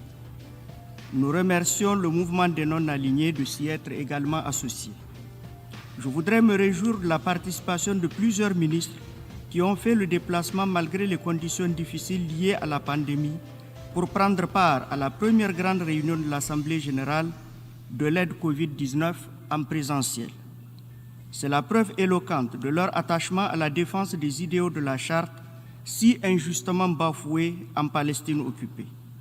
Par sa présence, le secrétaire général des Nations Unies, M. Antonio Guterres, marque son engagement constant dans la recherche d'une solution à cette crise. Monsieur le Président, pour mon pays, le Niger, la défense des idéaux et principes de la Charte des Nations Unies n'est pas une option. C'est un impératif dont le respect est le garant de la paix et de la sécurité de chacun et de tous les États membres, grands ou petits. La grave situation en Palestine, du fait de l'occupation israélienne, constitue pour nous tous un test quant à notre volonté de respecter les valeurs qui fondent notre organisation. Face au blocage constaté au sein du Conseil de sécurité, qui après 4 sessions n'a pas été en mesure de se prononcer sur les graves événements en cours, l'Assemblée générale est dans son rôle de contribuer à la désescalade de la violence pour épargner les vies humaines, arrêter les destructions d'infrastructures et d'habitations qui creusent encore un peu plus le fossé entre Israéliens et Palestiniens. N'ayons pas peur de le dire. Les violences de ces derniers jours sont la conséquence directe de la poursuite de la politique de colonisation effrénée des terres palestiniennes menée par Israël depuis plus de 54 ans. Cette politique faite d'éviction, d'intimidation, de provocations et de brimades de toutes sortes à l'endroit des populations, en particulier à Jérusalem-Est du fait des actions des forces de sécurité israéliennes et des colons extrémistes, et de surcroît durant le mois béni de Ramadan, a été sans conteste le détonateur du soulèvement auquel nous assistons. Comme elle l'a fait au Conseil, ma délégation condamne sans réserve ces actes et appelle Israël, la puissance occupante, à respecter le droit international et le droit international humanitaire. Madame la Présidente, nul ne saurait contester à Israël le droit de se protéger et de se défendre, comme le martèlent certains, comme si c'était le territoire israélien qui était occupé.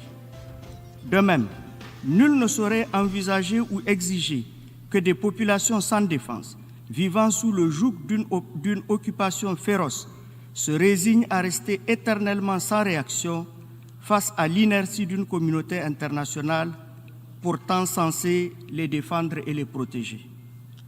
Face à l'urgence, nous devons appeler à la cessation immédiate des hostilités en exigeant l'arrêt des bombardements contre les populations civiles palestiniennes, bombardements qui, hélas, n'épargnent ni les camps de réfugiés, ni les écoles, ni même les édifices des Nations Unies, encore moins ceux abritant les organes de presse.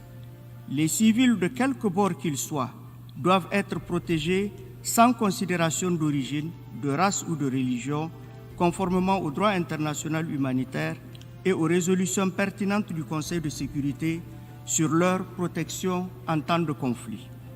De même, les tirs de roquettes en direction d'Israël, en réaction au bombardement, devraient cesser pour donner une chance à la paix. La paix tant recherchée depuis Oslo n'est pas simplement l'arrêt des hostilités en cours. Nous avons l'obligation de régler le problème à sa racine. Nous saluons à ce titre les efforts diplomatiques intenses déployés par les Nations Unies à travers le coordonnateur spécial, M. Thor Wensland, le quartet pour le processus de paix au Moyen-Orient, ainsi que les autres acteurs pertinents pour mettre fin aux hostilités afin de donner un répit aux populations civiles prises au piège de cette dernière flambée de violence. En effet, de même qu'on ne peut soigner une maladie en s'attaquant à ses symptômes, on ne pourra pas régler la crise israélo-palestinienne en arrêtant simplement les violences actuelles, comme cela a été fait plusieurs fois déjà.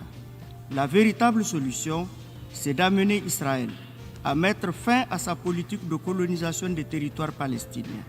La véritable solution, dis-je, c'est d'avoir le courage de créer les conditions en vue de l'avènement d'un État palestinien indépendant et viable dans ses frontières de 1967, vivant côte à côte avec Israël et avec Jérusalem-Est comme capitale, conformément aux résolutions pertinentes du Conseil de sécurité et de l'Assemblée générale.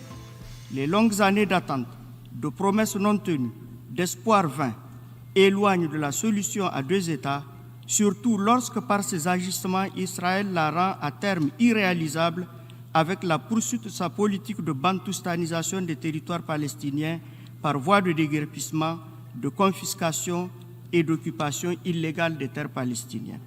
Madame la Présidente, la situation humanitaire dans les territoires palestiniens occupés est également une source de grande préoccupation. La destruction d'édifices abritant les services publics, d'écoles, d'hôpitaux et des voies de communication aura de graves conséquences sur la fourniture des services de base aux populations. De même, elle freinera les efforts déployés pour lutter contre la pandémie du Covid-19. Aussi, ma délégation appelle-t-elle à un soutien conséquent à l'UNRWA pour renforcer ses capacités à faire face aux besoins pressants des populations rendues encore plus vulnérables par la crise actuelle. Nous saluons les efforts déployés par le CICR, l'UNICEF, ainsi que l'ensemble de la famille des humanitaires dont les équipes travaillent au péril de leur vie pour sauver d'autres vies. Pour conclure, ma délégation espère que notre présente réunion contribuera à mettre un terme à cette dangereuse escalade. Nous devons tout mettre en œuvre pour faire triompher la justice, la paix et la liberté. Nous devons avoir le courage de créer les conditions en vue de l'avènement d'un État palestinien indépendant et viable, conformément aux résolutions pertinentes du Conseil de sécurité et de l'Assemblée générale. Les peuples de cette merveilleuse région, creusée des trois grandes religions monothéistes, nous regardent, le monde aussi. nous ne devons pas et ne pouvons pas faillir à notre responsabilité historique de les aider. Je vous remercie, Madame la Présidente.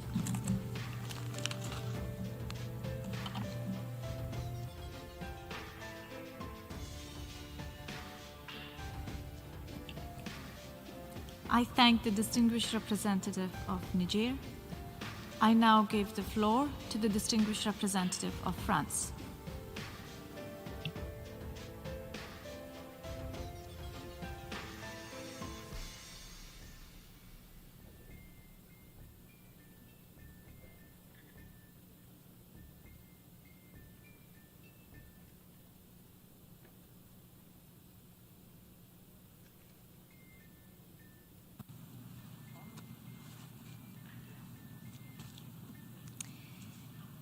Madame la Présidente, je salue la présence parmi nous de plusieurs ministres. La situation au Proche-Orient est grave. À l'heure où nous nous réunissons, les combats se poursuivent.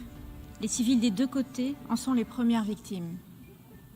Ce conflit pourrait entraîner un embrasement général aux conséquences graves dans les territoires palestiniens, en Israël et dans l'ensemble de la région. La priorité aujourd'hui est de faire taire les armes. La France soutient l'appel du secrétaire général à une cessation immédiate des hostilités. Le bilan humain ne cesse de s'alourdir à Gaza, où la population est déjà éprouvée par un blocus qui n'a que trop duré, ainsi qu'en Israël.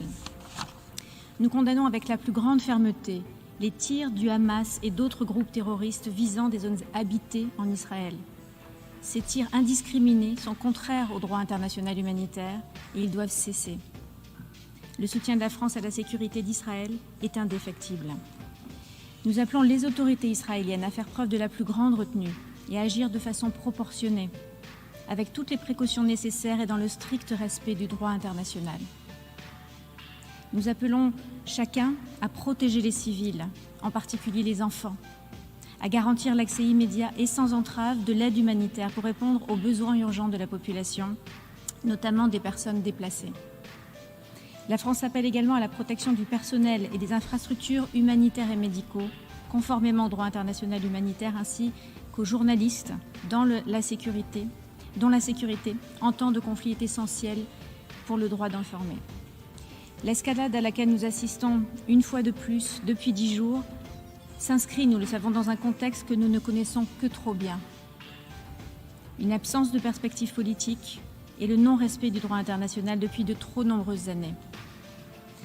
Les cycles de violence continueront à se succéder si la volonté n'est pas là pour avancer vers l'établissement de 2 États, vivant en paix et en sécurité, à l'intérieur des frontières sûres et reconnues sur la base des lignes de 1967, ayant tous deux Jérusalem pour capitale, dans le cadre du droit international et des résolutions du Conseil de sécurité.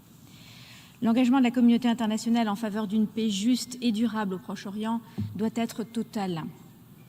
Tant que ce conflit ne sera pas résolu politiquement, il viendra se rappeler à nous par la violence, et ce ne sont à chaque fois que les populations palestiniennes et israéliennes qui en paieront le prix. Le ministre de l'Europe et des Affaires étrangères, M. Le Drian, a mis en garde la communauté internationale à ce sujet lorsqu'il a réuni, bien avant la crise actuelle, ses homologues allemands, égyptiens et jordaniens à Paris au mois de mars dernier. Au cours des semaines qui ont suivi, la France a exprimé sa grave préoccupation à l'égard des évictions des familles palestiniennes à Jérusalem-Est et notamment à Sheikh Jarrah, en condamnant la poursuite de la colonisation.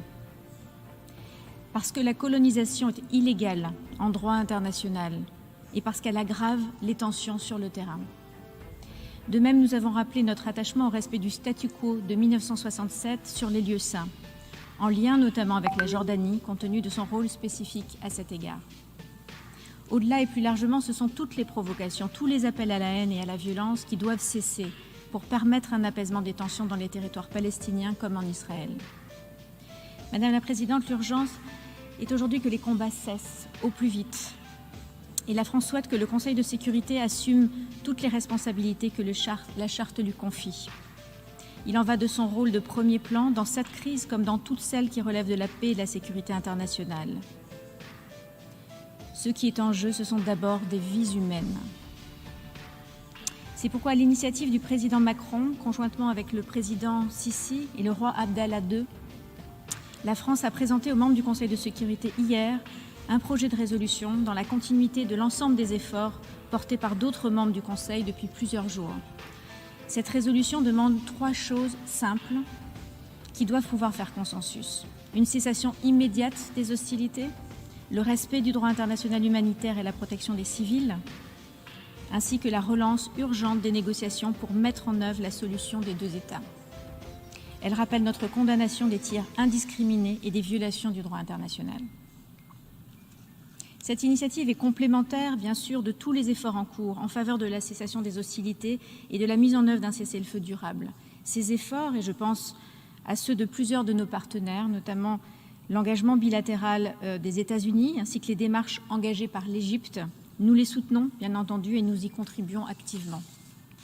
La France appelle donc les membres du Conseil de sécurité de manière complémentaire aux efforts bilatéraux de chacun et conformément aux compétences du Conseil à agir en responsabilité. Près de 2 semaines après le déclenchement du cycle de violence, il faut traduire en actes notre engagement au soutien au multilatéralisme et au règlement pacifique des différends.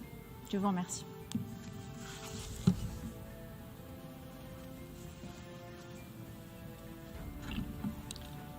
I thank the distinguished representative of France, and now I give the floor to the distinguished representative of Lebanon.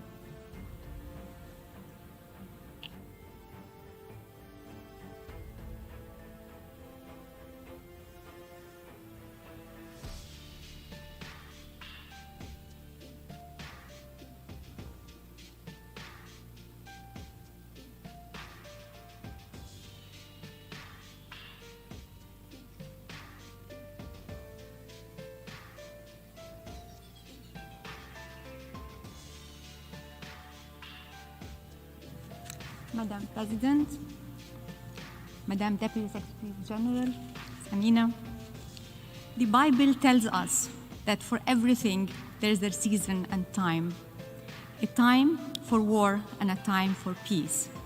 For the Palestinians, it has been only one season, a time for war and a time of loss and pain for decades.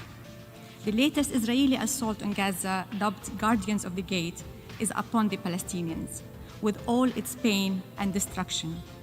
The aim of this latest assault, as Israeli Prime Minister put it, is to restore deterrence and prevent future conflict. Madam President, what's happening is a recipe for future conflicts. To prove it, I'll call you to recall the 7 Israeli major operations, military operations, that Israel undertook against Gaza since 2006, with the aim of creating deterrence. All Israeli operations start the same and ended with the same pain and suffering. They turned Gaza into a large prison of 2 million people and cost thousands of lives, with more thousands injured, homes destroyed, while whole families perished, schools and hospitals targeted, buildings turned into rubble, but they never succeeded in silencing the Palestinians. From the first military operation in 2006, Summer Rains, it's called, to the second operation, Autumn Clouds, in 2006 also, to the start of the blockade of Gaza in 2007, to Hot Winter Operation in 2008, to Cast Lead in 2008 also, to Returning Echo 2012, to Protective Edge 2014, to killing the protesters on the border of Gaza in 2018, and to now the Guardians of the Gate. In this operation, the situation in Gaza is grave, with over 230 Palestinians killed, 63 of them are children, and 40 are women, with thousands injured and over 50,000 people reported displaced. Madam President, nothing can guard against a people who are determined to defend their homes, and no deterrence will work in the face of a people who want to break free. Like all the other operations before, the fight will end with a ceasefire probably, but it will not end the conflict, because this is not about rockets and weapons and ceasefires. It is about occupation and self-determination. It's also about a holy city, Jerusalem, the key to peace in our time and in all time. Jerusalem, the city of peace, is what brought things to a head, because the Palestinians feel that it is slipping from their hands one neighborhood at a time to the occupation. That's why May 2021 saw the Palestinians, all the Palestinians everywhere, rise to defend themselves. And the latest attack on their rights in the city and its holy places, when the Israeli army entered the Haram Sharif, the third most sacred place in Islam, during the holy month of Ramadan, and attacked the worshippers inside the mosque. The Palestinian anger did not come from the thin air. It's a mere consequence of decades of occupation, humiliation, dispossession, imprisonment, annexation, and settlement activities. It is also coming from years of impunity of successive Israeli government and their policies, years of indifference by the international community to their plight that brought the Palestinians to this explosive situation, to a state of despair that left them with no recourse but to defend themselves. Evictions of the Palestinians from their ancestral homes in Jerusalem have been going on since the beginning of the occupation, in a policy that aims at emptying Jerusalem of its Palestinian population. The Sheikh Jarrah case is only the latest example of that policy. Demolition of homes is another Israeli policy that the Palestinians see it rightly as uprooting them from their land. For the first time in decades, the continued oppression of the Israeli policies and government actions have united the Palestinians like never before. The general strike that's being observed is a wake-up call to everybody that going back to the status quo ante will not pass this time. Madam President, the Palestinians and the world are demanding change. They are rejecting Israel's continued policy of creating facts on the ground and undermining the agreed-upon formula for peace. They want a commitment and adherence to the comprehensive, lasting settlement, a just solution, one that ends the occupation and preserves the foundations of a Palestinian state to make the two-state solution viable. They want from the Security Council to shoulder its responsibility under the Charter and end this war. The United Nations and the international community must renew their support and commitment to a settlement that guarantees the political rights of the Palestinians and a solution on the basis of international law, United Nations resolutions 242, 338, 2334, and the Arab Peace Initiative of 2002, and the principle of land for peace that leads to the establishment of an independent Palestinian state with Al-Quds Sharif as its capital. Time is of essence on reaching a solution to the Palestinian question. Extremism and radicalization are on the rise inside Israel, and the senseless attacks that we saw the last 2 weeks raise alarm bells of what to come. The chants of death to the Arabs heard by these extremists culminated in lynching of a Palestinian last week. The Palestinians are afforded protection under the Geneva Conventions, and the Israeli government has the responsibility to do so. Israel has also the responsibility to adhere to international humanitarian law when dealing with the Palestinians and those around it. A week ago, Israeli forces shot and killed an unarmed 21-year-old Lebanese protester who was expressing his solidarity with the Palestinians on the border. The continued Israeli attacks are fueling emotions and anger all over the Arab world. The tensions on the southern border of Lebanon are a stark reminder that the whole region will not find durable peace and security unless the Palestinian question is resolved. Lebanon remains committed to Resolution 1701 and does not want to see escalation. Israel also destroyed the building that housed the international media in Gaza. The world will not be blind with Israeli actions if it destroys the building that journalists work and live in. Madam President, in conclusion, we call for a ceasefire that will stop the suffering of the Palestinian people and the bloodshed.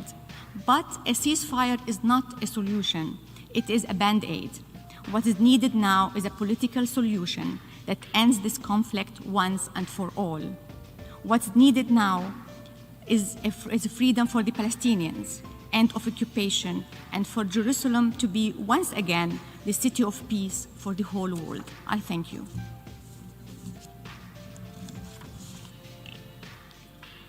I thank the distinguished representative of Lebanon.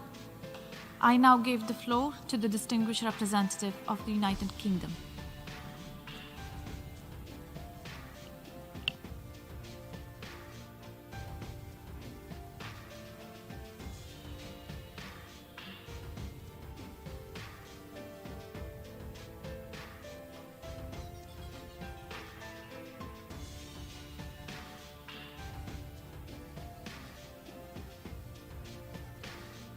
have made clear, violence across Israel and the occupied Palestinian territories must stop.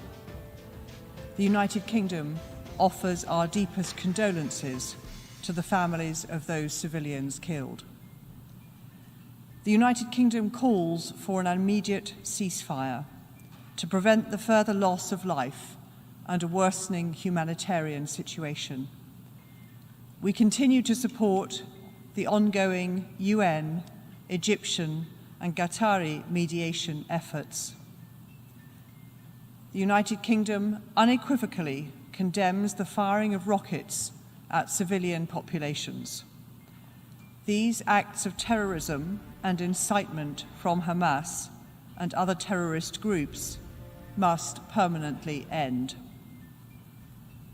Madam President, Israel has a legitimate right to self-defense and the right to defend its citizens from attack. In doing so, it is vital that Israel makes every effort to avoid civilian casualties. We call on Israel to adhere to the principles of necessity and proportionality when defending its legitimate security interest. We're also concerned by reports that Hamas is again using civilian infrastructure and populations as cover for military operations. We are gravely concerned, Madam President, by UN reports that medical installations, schools, and hundreds of homes in Gaza have been destroyed or seriously damaged. That is why, Madam President, the United Kingdom has today announced we will provide an initial £3.2 million to UNRWA's emergency flash appeal. This support will help UNRWA deliver life-saving humanitarian aid to those that need it most.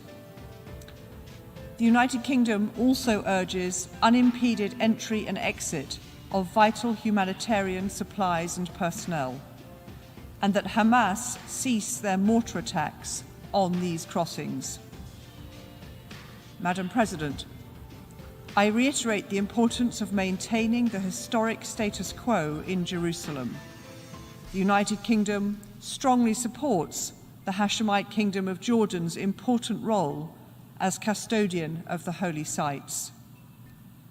As my Foreign Secretary reiterated this week, the United Kingdom firmly opposes settlements in the West Bank, including East Jerusalem, as well as demolitions and evictions of Palestinians from their homes.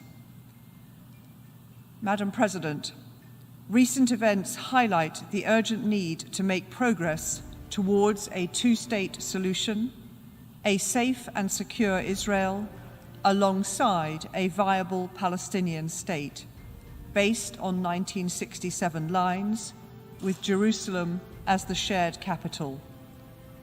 Above all, Madam President, the United Kingdom will continue pushing for an end to violence and a political pathway to peace.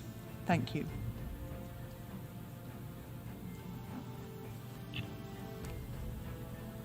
I thank the distinguished representative of the United Kingdom.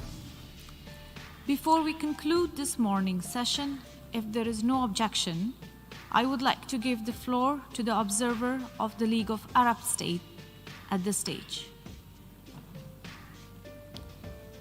And I hear no objection. It is so decided. I now give the floor to the observer of the League of Arab States.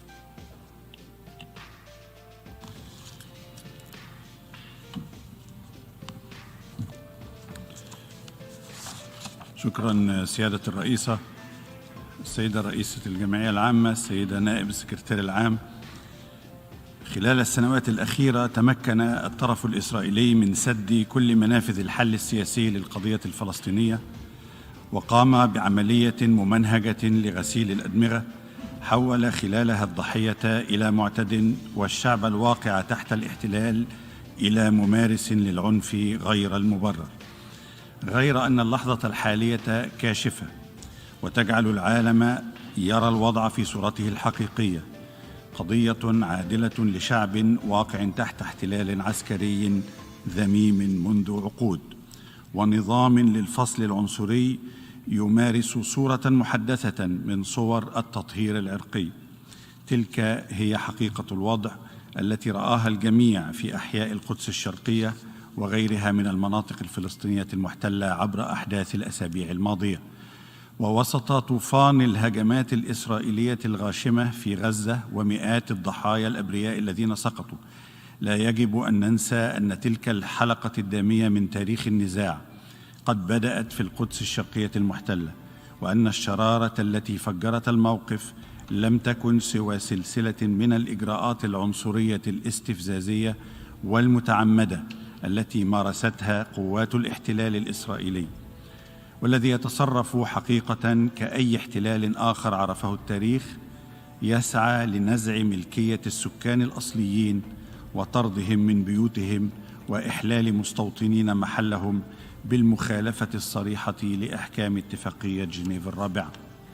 ففي القدس المواطن الإسرائيلي له كل الحقوق من الأمن والسكن والتملك وحرية التحرك، أما الفلسطينيون فيعيشون مهددين بالطرد من مساكنهم في أي وقت، لا حق لهم في ممارسة شعائرهم الدينية بحرية أو الوصول غير المقيد لأماكن العبادة، لا حق لهم في التحرك بحرية في مدينتهم التي ولدوا بها، يعيشون معزولين عن بقية شعبهم على بعد عدة كيلومترات يفصل بينهم جدار عنصري شائن، فضلاً عن بوابات التفتيش والإذلال اليومي. وضع يسير عكس حركة التاريخ وضد كل مبدأ إنساني أو أخلاقي. إن الفلسطينيين الشجعان الذين تضامنوا مع من تعرضوا للطرد من بيوتهم وأصروا على مقاومة المخطط العنصري لتهويد القدس في الشيخ جراح وسلوان وغيرها من أحياء المدينة مارسوا حقهم القانوني في النضال المدني، وجاءهم الرد في صورة رصاص مطاطي وعنف مفرط وقنابل صوت وغاز واعتقالات بلا هوادة، ثم جاءت حملة القصف الشامل على غزة لتطال المساكن والمشافي والمدارس بل وحتى مقرات الإعلام الدولي، وأسقطت حتى هذه اللحظة ما يزيد على 220 شهيداً. سيد الرئيس، إن هذه الجمعية تمثل الضمير العالمي المجرد من لغة القوة والإجبار، ولهذا فإنها مطالبة بالتعبير عن موقف واضح من القضية الأصلية، ألا وهي قضية استمرار الاحتلال من دون أي أفق سياسي ضمن إطار زمني لإنهائه. واليوم تدخل هذه القضية منعطفاً خطيراً مع جنوح متصاعد ناحية اليمين المتطرف في إسرائيل. لقد صارت أجندة المستوطنين المتطرفين والمنادين جهاراً بقتل العرب وترحيلهم عن أرضهم هي فعلياً برنامج عمل الحكومة الإسرائيلية. ومن أسف أن إشعال الوضع في المدينة المقدسة والانتقام من المدنيين في غزة وسواها صار سبيلاً للبقاء على رأس السلطة في إسرائيل. وقد كشفت الأزمة الدامية عن مخاطر الإهمال الدولي للقضية الفلسطينية. إن حل الدولتين القائم على التفاوض والذي تتآكل فرصه يوماً بعد يوم هو المسار الذي ارتضته منظمة التحرير الفلسطينية وأيدته الجامعة العربية بالإجماع، غير أن الطرف القائم بالاحتلال يفضل حلاً يقوم على الفصل العنصري، وهو مستعد لأن يذهب إلى أبعد مدى في تطبيقه بالقوة الغاشمة وعبر ارتكاب جرائم ضد الإنسانية.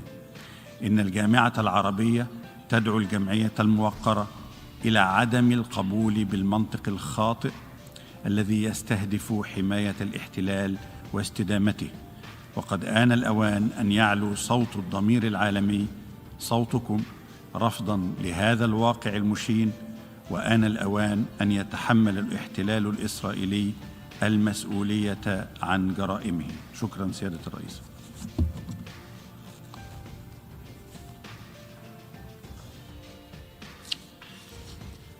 I thank the observer of the League of Arab States for his statement. We have heard the last speaker in the debate on these items for this meeting. We shall hear the remaining speakers this afternoon at 3 p.m. in this hall. Before adjourning the meeting, may I kindly request delegates to leave the hall while maintaining physical distancing. I thank you for your cooperation, and this meeting is adjourned.